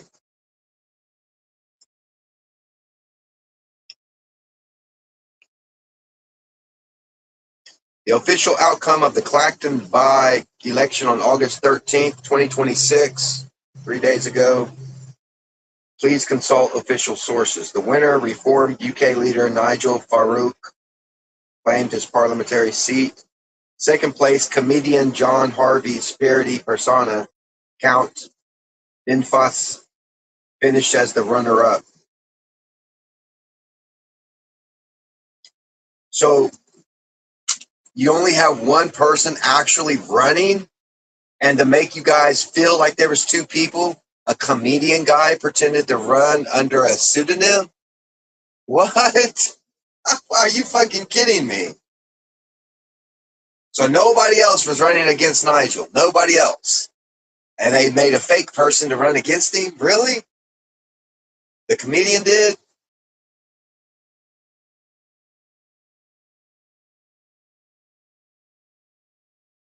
That's insane. I imagine that's probably what they've lowered themselves down to. It's only a matter of time if they start doing it here in America.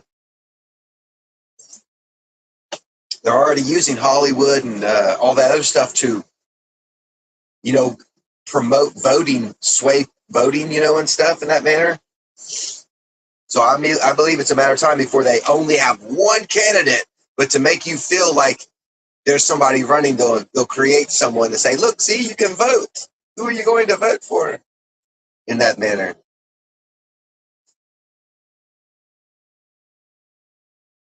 Is dressed as a bin. Oh, a garbage bin. Oh, is he? Look at Count Ben face. He has a superhero costume. So was it just a mockery of the election? Is that what was happening? The people were just kind of mocking because nobody else was getting to run against Nigel, so it became a mockery of legislation or parliament itself. So he dressed as a trash can bin.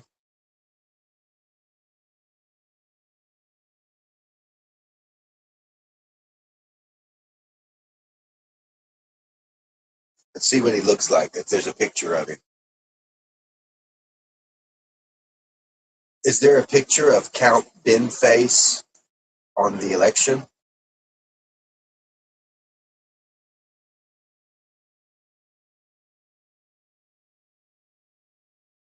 Ah, here we go.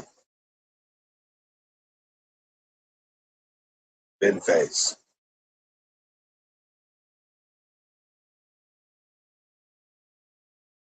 Is this who it was? Is that who it was? Yeah.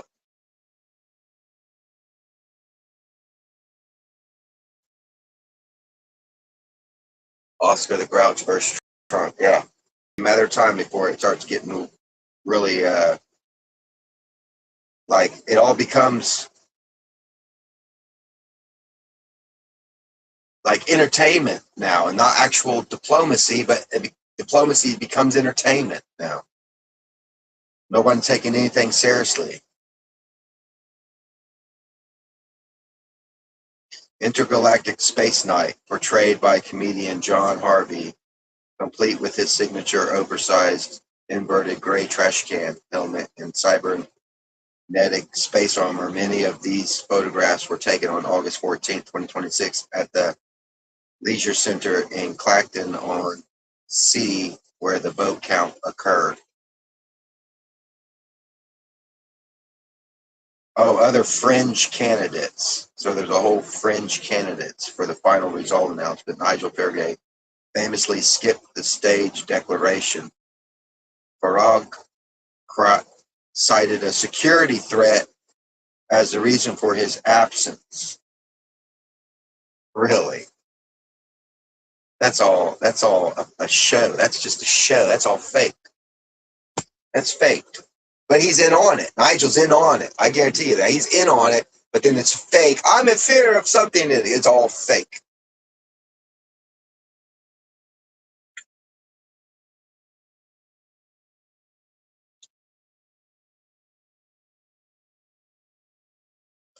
No, I don't blame him. It becomes, like I said, where's democracy? There's no democracy anymore. The truth is finally coming out. I mean, there never was. That's why I was telling people before. They always have offered you the rich. There's nobody ever gets offered that you want. They make you think in manipulation of your mind that you're going to be voting for someone.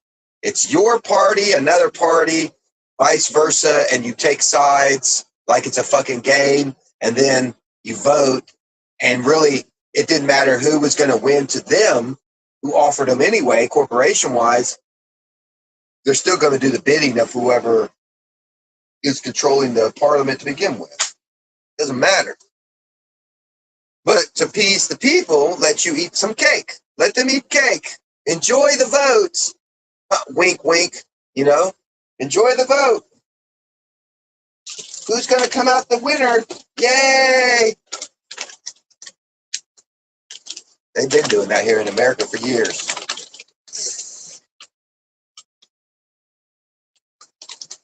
But when the people finally have had enough, that's when they get really messed up. They start changing when the people had enough.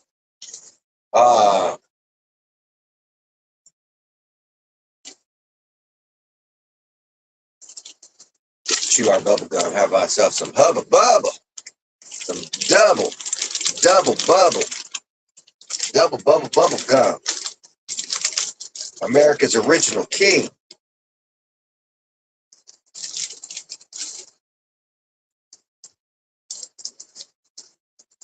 Really nice and pink bubble gum right here.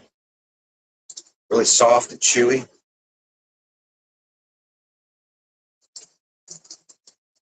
Good flavor to it. You guys got double bubble there in England?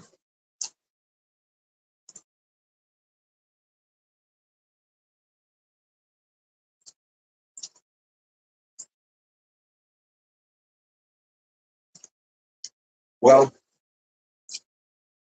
I was thinking about one day running for mayor of my town. Mayor would be an easy win. I could do mayor and win mayor. It's governor that you want to do. You want to get the governor's seat. Because once you become a governor, then you can run for Senate and House and even president. Because, you had Governor Bill Clinton. He was a governor, Bill Clinton.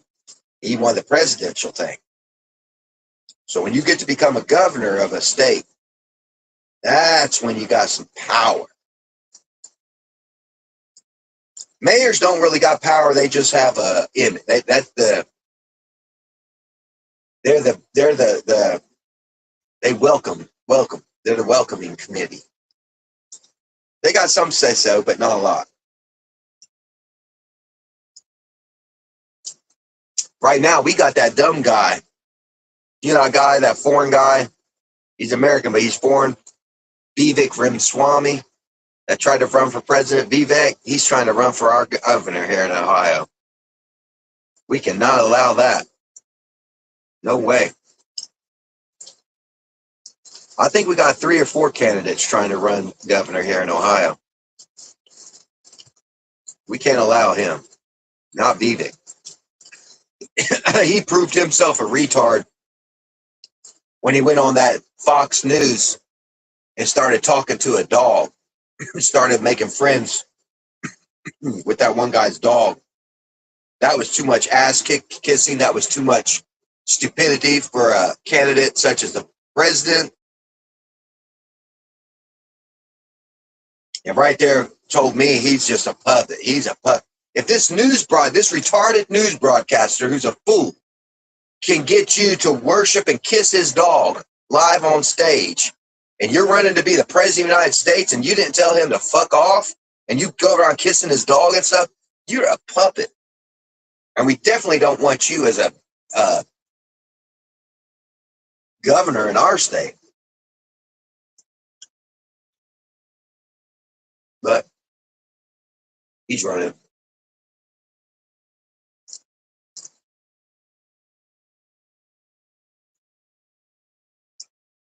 Which voter breaks in New York, Rupert? That's Van Damme. Yeah. Now remember, you got to read hadiths. Muslims don't like al-Mahdi. Muslims don't like me. Don't you read the hadiths properly? Muslims are the worst of the whole bunch.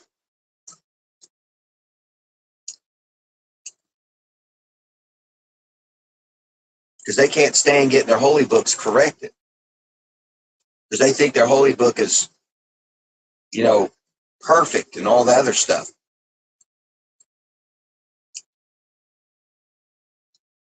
The only time when they finally realize something is when they say the ground opens up and swallows an army, and then the Muslims realize. Other than that, they're the worst.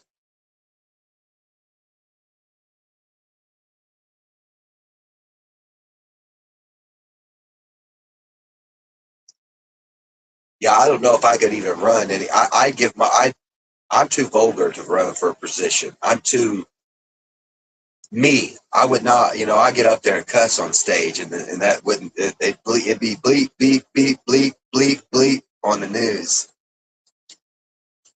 They would hate to have me on the news podcast. I start saying the F word and everything else. That's just because who I am. And they're like, oh man, you can't say that stuff.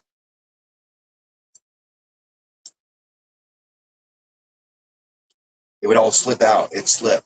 Not like I was doing it on purpose. It would just slip.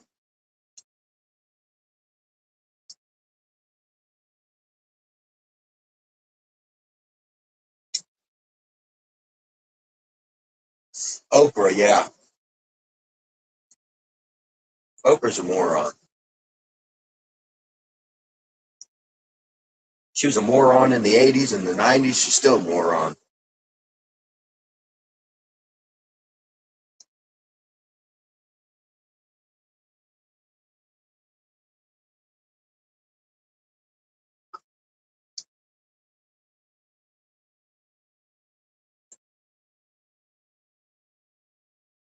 Oh, yes, that lady. Yeah. She's going to cut me up. Yeah. Rupert, did you see that video or did he not see that, Simon? Where the Muslim lady threatened me. She's threatening her own leader.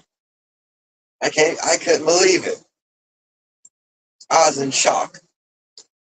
Going crazy. We jihad! We jihad, them motherfuckers! That's ghetto. That's a ghetto ass fucking Muslim lady. Pure ghetto African fuck shit. That's the mind frame. I don't even know if is she even American? She sounded like she's American. The way she was acting, she had a fake Egyptian background.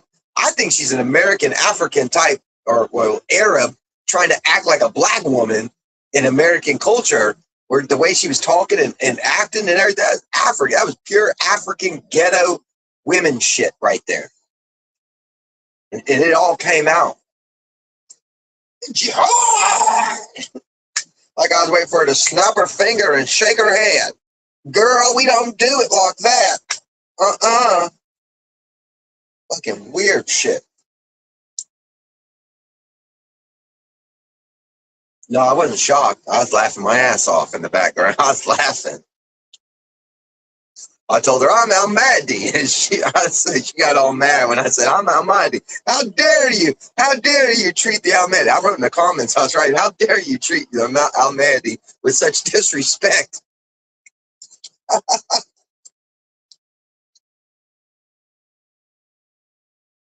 It's called. The title is that. That's what the title is. Muslim lady threatened Imam al-Mahdi. It's at the very end, not at the very end of my video, but towards the very end of the conversation with the Shia. I was talking to a real leader, a Muslim leader, Muhammad Albani or something like that, a real sheikh, big long beard, older guy. And me and him were having a good dialogue, no anger, no nothing. All of a sudden, this woman came out of nowhere, just shouting jihad, jihad.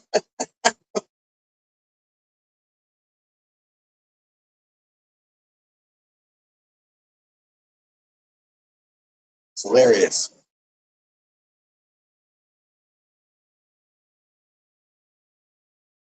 Well, she's the actual owner of the Islamic school. She calls it her Islamic school.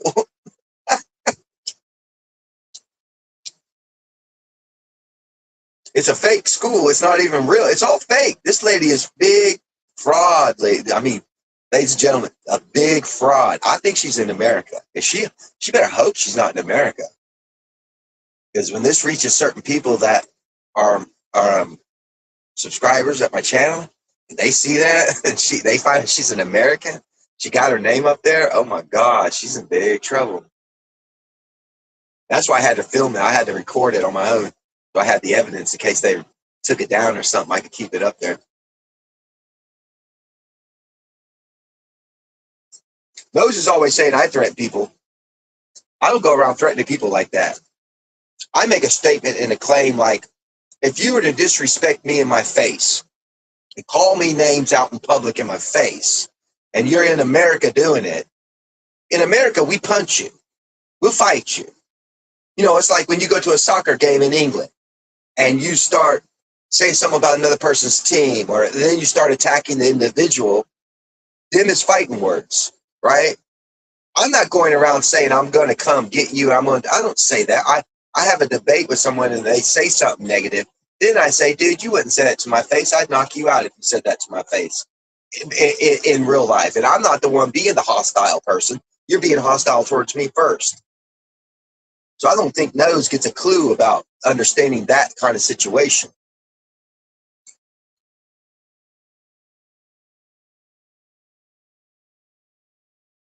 Yeah, where she goes, we got to have strong. We have to have, what'd she say, how she say it? You can't be no wussy man. Muhammad wasn't a wussy man. I didn't say shit to her. I didn't say nothing to that lady. She's even called me brother in the beginning. She's like, the brother, he's going by Galaxy. He's trying to use his microphone. Brother, did you get your microphone working? I said, Assalamu alaikum. Peace be with you. And thanks for having me. This is my first time here. I'm pleased to meet you, Sheikh. I'm pleased to meet you. I wasn't acting crazy at all.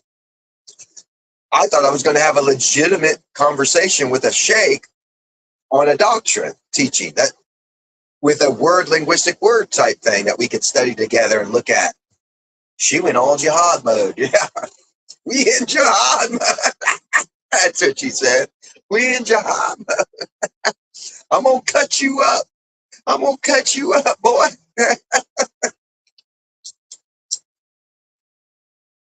Then she kept asking where some other guy was. Where's so-and-so? Where's so-and-so? He's got to get here. And she freaking out. She attacked Jehovah's Witness. She said a Jehovah's Witness came to her door. That's how I know she must be in America. Because if she's in Egypt, I don't think Jehovah's Witnesses are in Egypt.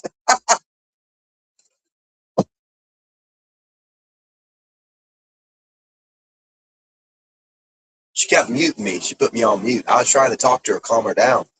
I was saying, ma'am, I'm just talking. I'm not interrupting. I needed him to clarify something for me. Because he said Quran. I was asking him, what Quran? You mean the recitation, or are you talking about Revayat? I'm trying to get clarification, to have an actual gentleman conversation of truth, to make sure he is present in his own mind and he knows what he's talking about. He lied a lot of times in the video, as you clearly saw, I pointed out. He kept bringing up hadiths. He said, I'm going to give you the recitation. And then he started spitting out hadiths. I'm like, that's not recitation. Those hadiths are written words. I don't think he understood it.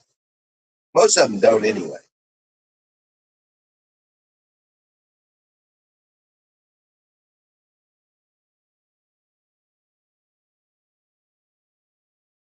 Where's Jamal? That's what, yeah, yeah.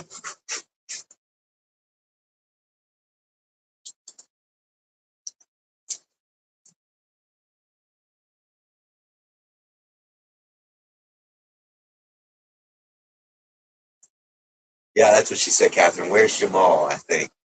That's what she said, Jamal. Where's Jamal at? She called me an Arab. She said that Arab man came to my channel. I'm not even an Arab.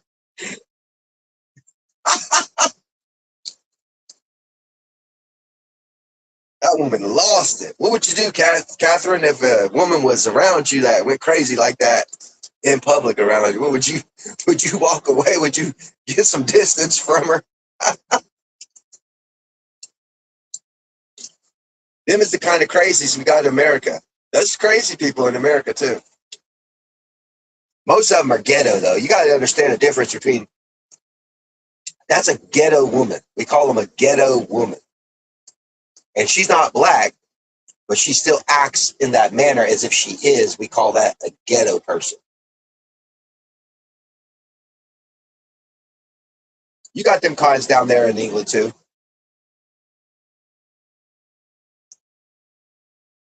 Yeah, she said I was interrupting and cutting the man off. And I wasn't. I was in a conversation. He said something and I wanted clarification because what I heard him say was not true, and I wanted to make sure that he understood the difference between Quran recitation and a Revayat, which is the book that is now on the printing press, which I made that very clear. And he said he did. And he said he was going to give me the recitation. Then I was waiting for him to give me the recitation. Instead, he gave me a hadith story that's not even in the Quran or the Revayat.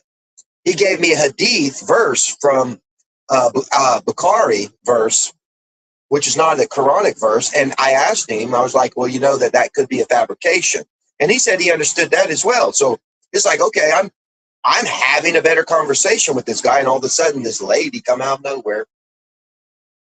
And I didn't call her no name. I didn't call her big mouth. I did not say that. You cannot hear me at all say anything like that. Only thing I said to her was, I'm Imam Al-Mahdi.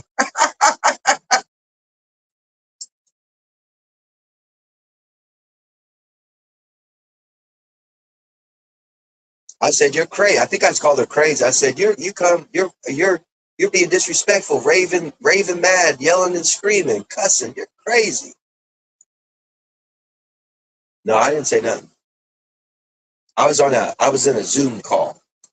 I did a Zoom call with him. She tried to accuse me of going there before. I ain't never been to his. You know how I am. I bounce to one channel to another channel to another channel. And sometimes I don't even ever go back to any channel I've ever been on. I've never been on their channel. They happen to be live like I do. You see, and I get right here. I go to my phone. I'm like, okay, let's go. Let's pull up YouTube. And we'll hit, over here's the button that says live. Then it gives us a list of people that are live. So right there, I'm on that top list. I'm live right now. Here's a guy. I don't know who he is. He looks like he's standing on a podium. But he's live as well. And if they have a join thing that I can join, I join it. If I've never been on it, I sometimes join them and then pose a question about whatever it is that they're talking about, and pose a question to try to clarify answers, seek truth. One of her mods to fix him up. Yeah. Did you hear her say, I was answering the door to them Jehovah Witnesses? She started getting mad to Jehovah Witnesses that were knocking on their door. I can only imagine what she said to them in person, right? She opened up the door to them Jehovah Witnesses. She had already, maybe she was yelling at them before she came back to the panel. Who knows? Who knows what her real life story is, right?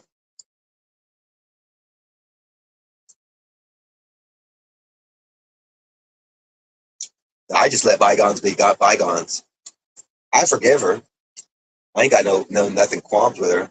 But I hope she realizes that I am Imam Mehdi, and the way she treated me, if that gets out and other people start understanding it, then they come across a video where this lady disrespected me in that manner, she's going to have to deal with that. Either she's going to have to repent publicly and apologize and all that shit, or she's going to have to deal with those repercussions of her own actions and deeds. It'll all fall back on her. But I don't judge all Muslims based on one person's characteristic of what they are. That was her responsibility. It was her attitude, her actions, her aggression. That was her.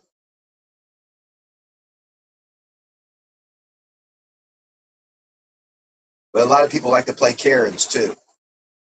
I remember when Nose and Lieutenant used to play Karens. They'd poke the bear. They'd poke at me, try to get me riled up. Once I got riled up, then they started to say, "Oh, look, he's attacking us," even though you're the ones that riled me up to begin with. Now you're going to say that I'm attacking you. No, you attacked me first. That's what that one day when I called Lieutenant, I said, "You're a pompous little twat." Pompous little twat or a cunt, something like that. I called her a cunt. You pompous cunt. But that's just a name. I didn't threaten nobody. I never threatened them. They always think it's threats. No, what that lady did, that was a threat where it's like, am I going to have to watch my camera at my door? If I get an alarm sound, do I need to look out my window to see if there's a lady there with a butcher knife or something? My God. Like I said, we got some crazies. We got crazies in America.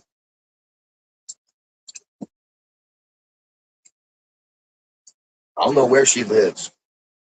That's something I have to find out. Scallywag, yeah. She's a scallywag.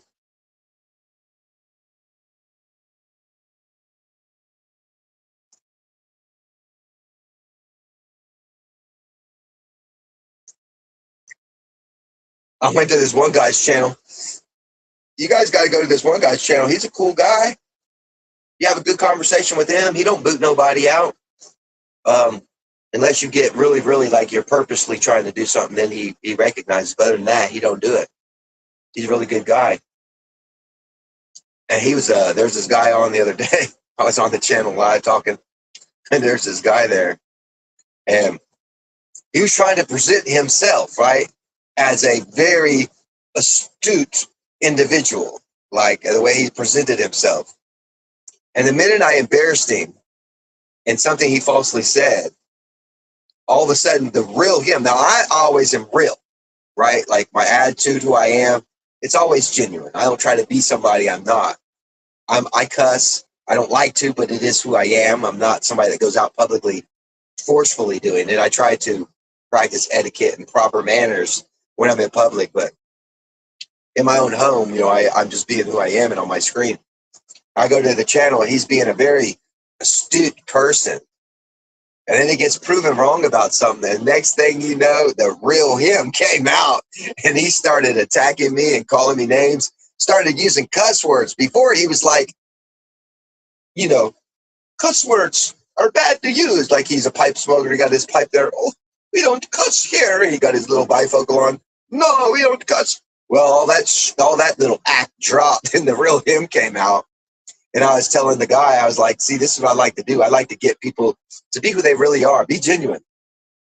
Doesn't mean you're a bad person, but don't pretend to be somebody that you're not, and then play like you're an intelligent person.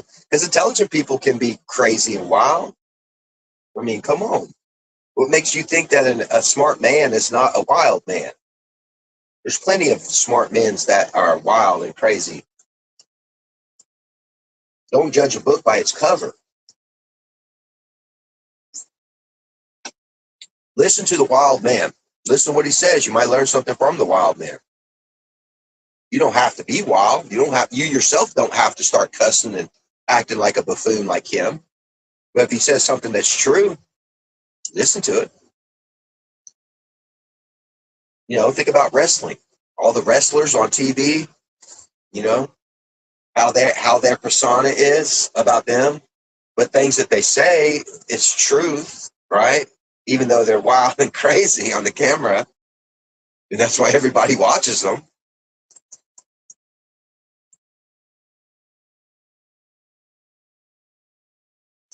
Yeah, yeah, it was funny though.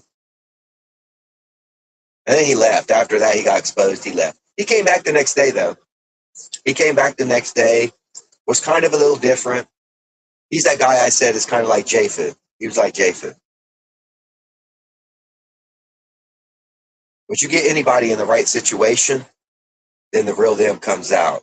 And that's what I like. I like talking to the real person, not the fake. I don't want the fake. I want the real. You see how Big Nose is? That's who he really is. He is. He called me a bad. That's how he really is in real life. I'll guarantee you that.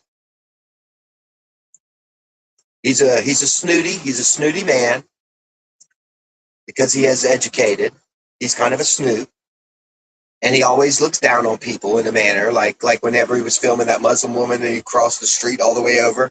Right there, I could tell like, oh shit, this is his real. This is him in real life, right? That's him in real life. I got to see that in real life. Like, oh man, he's leaving the street just because a Muslim woman is there.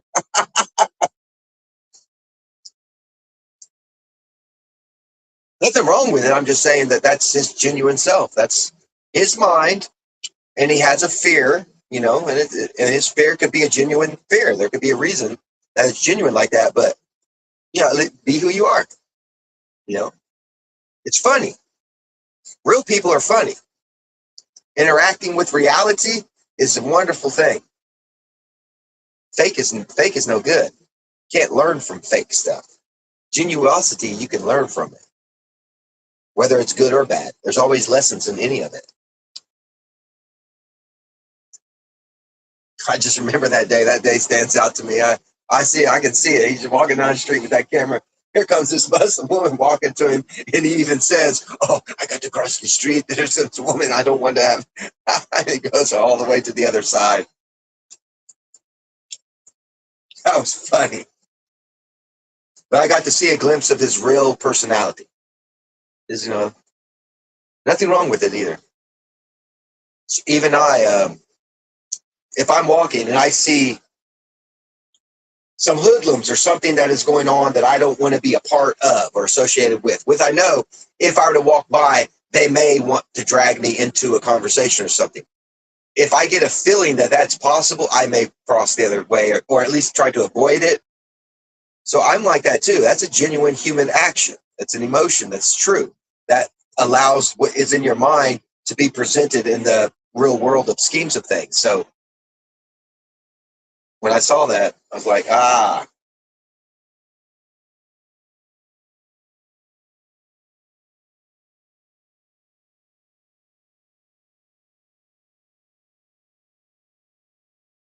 I still don't know how he called me a plagiarizer, though.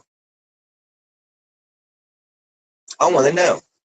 Now I'm afraid because he's using those words. I'm afraid he's going to start stealing my stuff and copying it, and then he's going to make a book later on and have it published in England and present it all my theses as if they were his. I'm afraid of that now.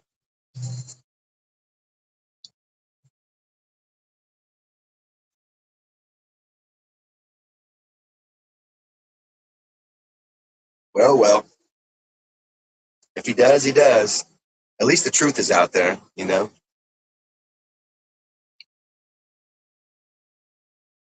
He'll get all the heat for it. I won't get no heat for it. You know what I mean? He'll catch all the academic heat. I won't have to deal with none of it.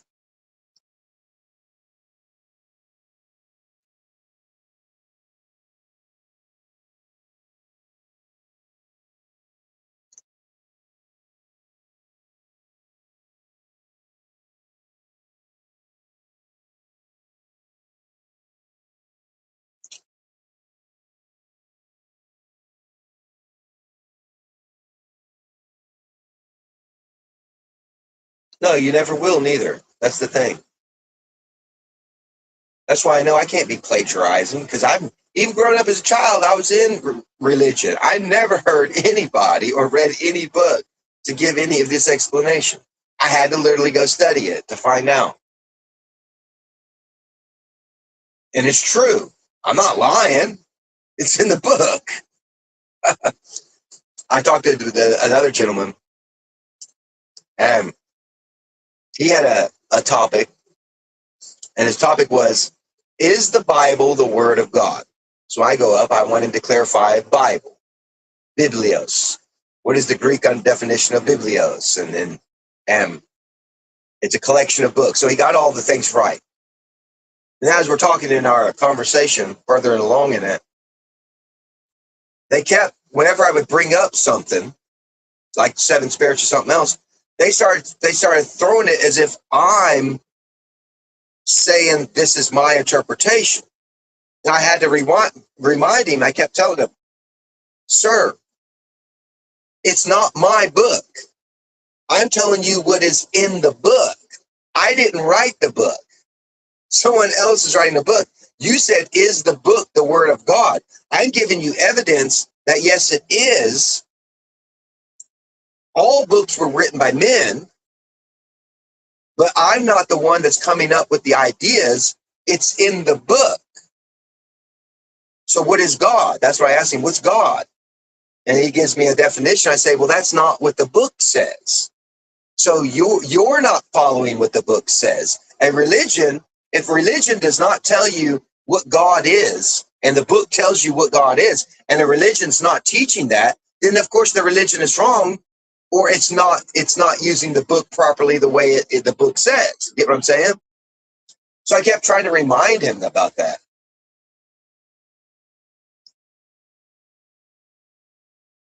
Peace be with you, Catherine. Enjoy the rest of your evening.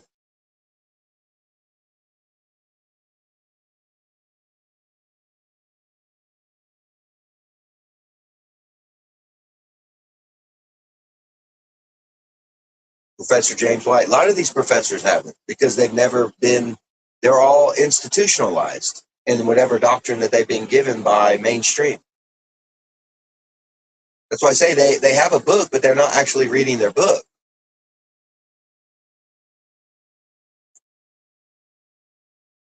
That's why the first thing I ever do is I try to get people to define what it is that they're talking about first. Define God. What is this God? What are we talking about here?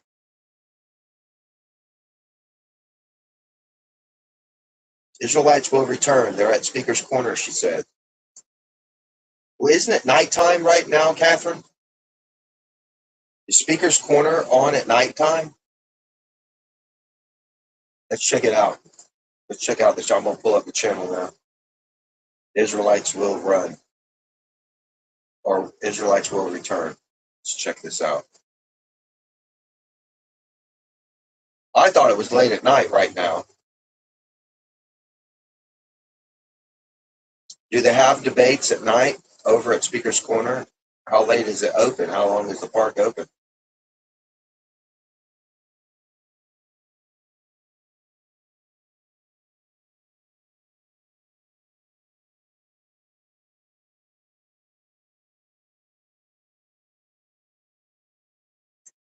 Oh no, that's her. If that's actually a channel or one for Israel, I don't see it.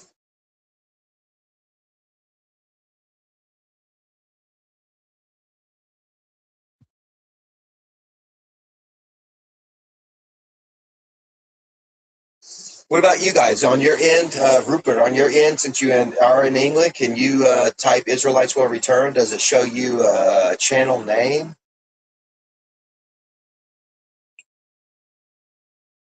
Because I do not see when I type in what she's saying. I'm not getting anything on my end of something that I could watch as the channel or see what the channel is about.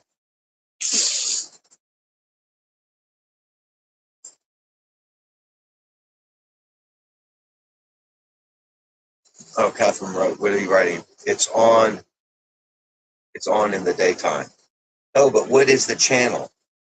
Is it called Israelites Will Return, or is it under a different channel? Is that what they're called?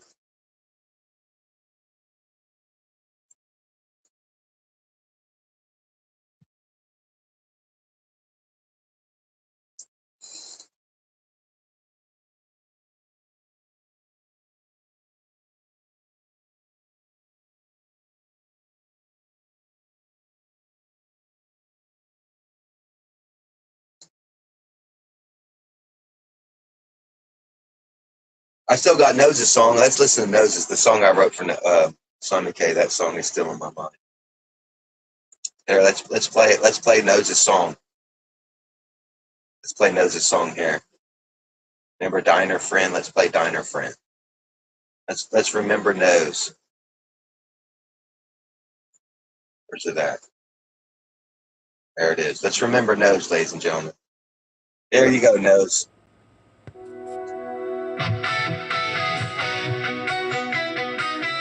This is me. What? That's not.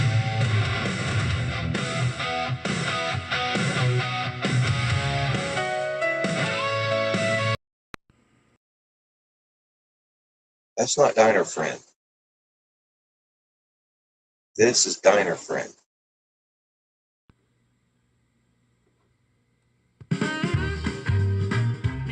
There it is. Well, now, step into the light. Something good's about to happen tonight.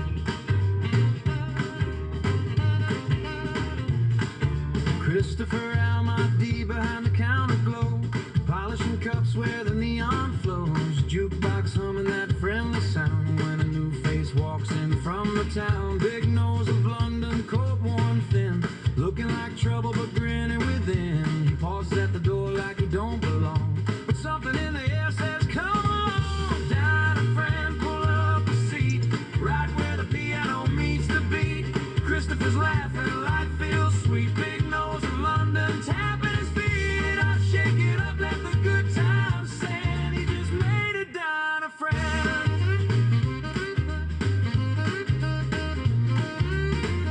Christopher slides him a soda glass, says don't worry about your past. Clean guitar strumming in the back of the room, like it's sweeping away all gloom. Big nose laughs like he found his place, like the whole world changed its pace. Jukebox jumping with a brand new tune under that midnight downer moon. Down a friend, don't pretend this is where the lonely end. Christopher smiling again and again. Big nose of London found a friend. Pianos dancing round the bend in the diner friend. He said I thought I'd be alone tonight. Christopher just said you're alright, and the counter felt like home somehow. Right here, right now.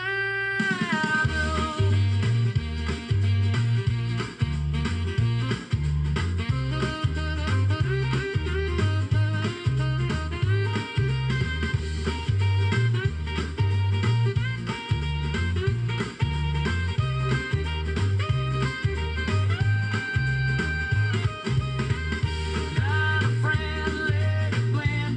New beginnings that never end. Christopher and the man they send. Big nose of London, dine a friend. Clap your hands, let the rhythm extend. He's got a dine a friend. Yeah, sometimes a seat at the counter is all it takes.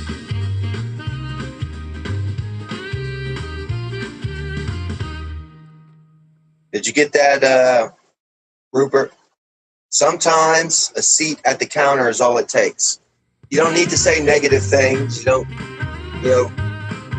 don't need to be harsh to him or anything when he's harsh. You just let him sit at the counter and let him tap his feet, and maybe he'll realize. He'll realize. That's all you can do sometimes with those kind of people. But if you attack him and say things, that does nobody any good. That doesn't help his situation.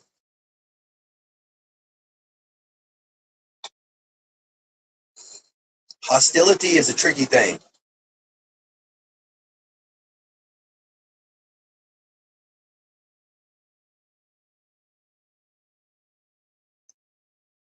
I don't know if Nose would like America. That'd be hard to say. I don't know. I mean, he's having a hard time in England, let alone come to America. He'd think everybody was a charlatan. He'd be scared to walk down the road because people here say, hello, how you doing? What's up, man? How you doing? He'd go, oh. He'd run away. Because, in England, right, you don't really do that stuff. In America, you walk down the street, you say hello to each other. Everybody's nodding their head saying hi. He'd be freaked out. He'd get so freaked out. It'd be a culture shock. Ah, that man's trying to stab me. He's trying to shake your hand. He tried to stab me. I have to run. Run.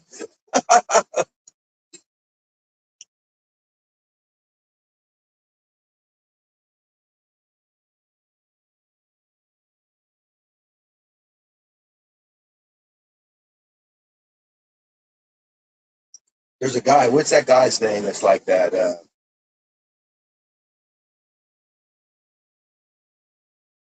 It's an act. It's an act on some. It's an old 19. I think it's like 1940s, 50s guy. He was terrified of everything. It was his act. That's what he was. His act.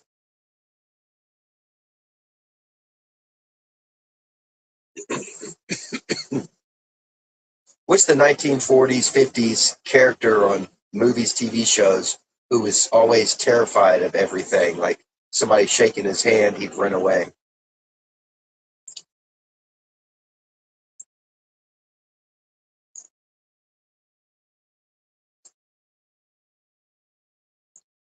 Nervous Man.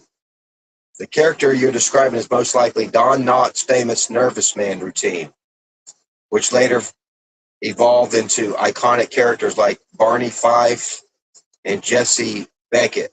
It was called Nervous Man.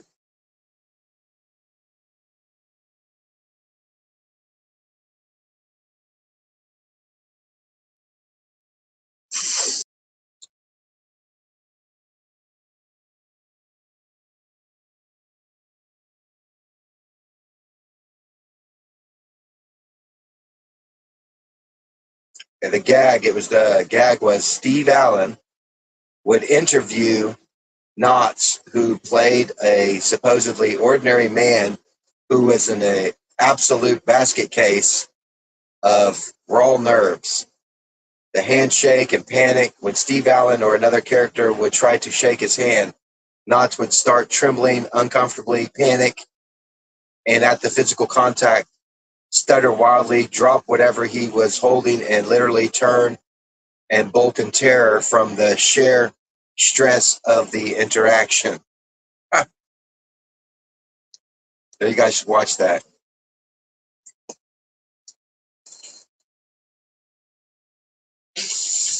I still watch Al Bundy.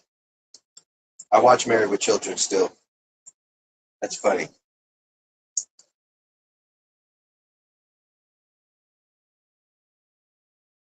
It's on free. Rupert, you can watch that show free if you can download Tubi TV. I think Tubi TV has it free.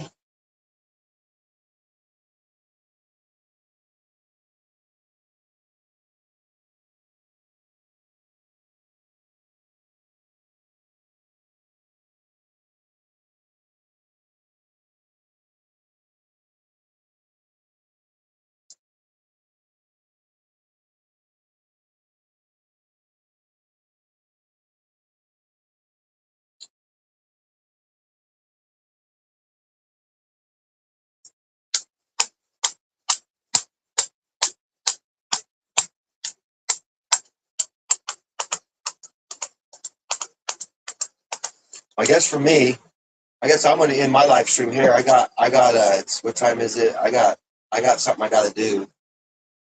I appreciate everybody coming. Had a good time. Wonderful talking and seeing everybody again.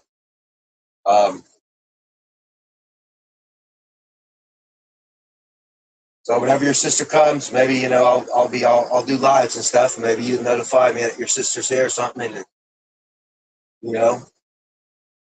drop in or whatever. I don't know.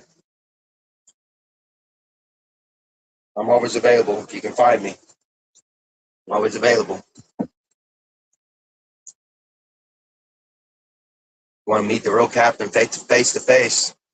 Then your sister can go back and tell you just how much of a giant I really am. She'll give you the lowdown of my reality.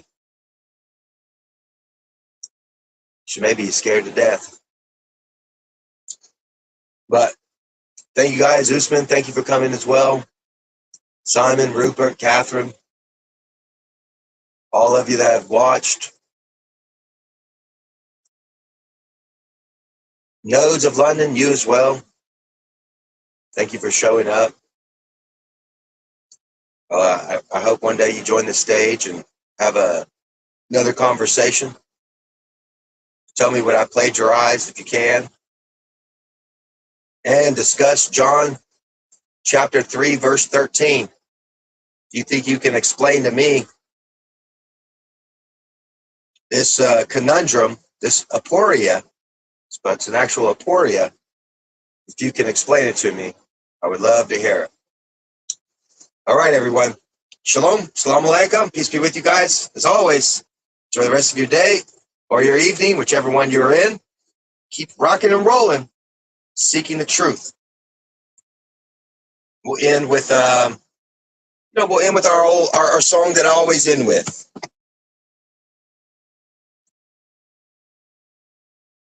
Or maybe a different one. Let's do this one, a different one.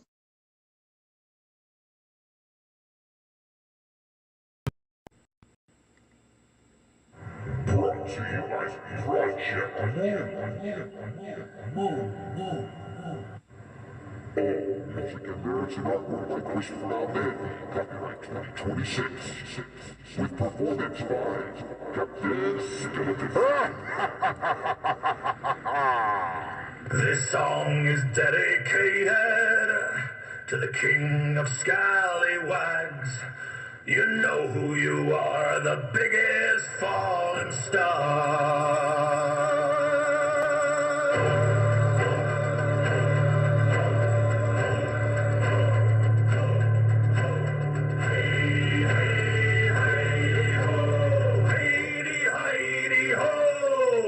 He stomped on the boards when the night gave in, the biggest fallen star, with a sharp-toothed grin, king of the scallywags.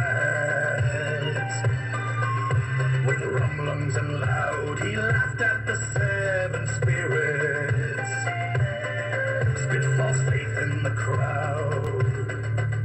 He cut loose the sails, but his compass had warned. He ran from the light into the darkest of storms. Hey, hey, down in the hole. Hey, hey, he lost control. Hey, hey, now pay the toll. Hey, hey, a darkened soul. Hey, hey, thunder begins to roll.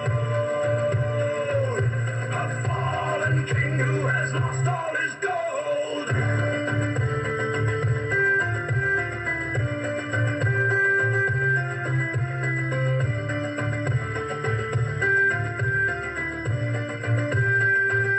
He lost his gold in a night so dark, traded the truth for a crooked mark. He lost his gold to pride and claims.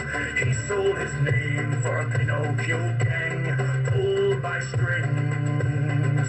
Now on the gallows he hangs. Down in the hole. He lost control. Now pay the toll. A darkened soul. Your heart turned cold.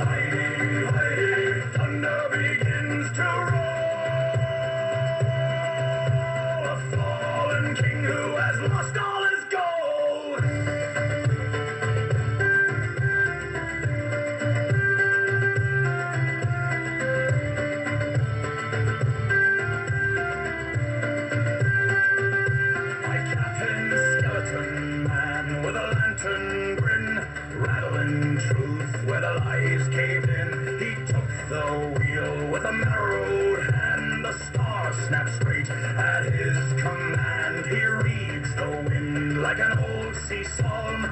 Fear falls quiet as the crew grows calm. He turns that ship from the reefs of freight, sets her bones back to the seven spirits.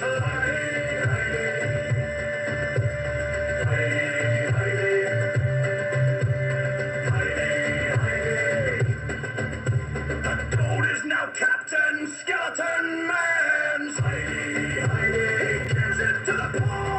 To the widow's hand. He shares it with the orphan.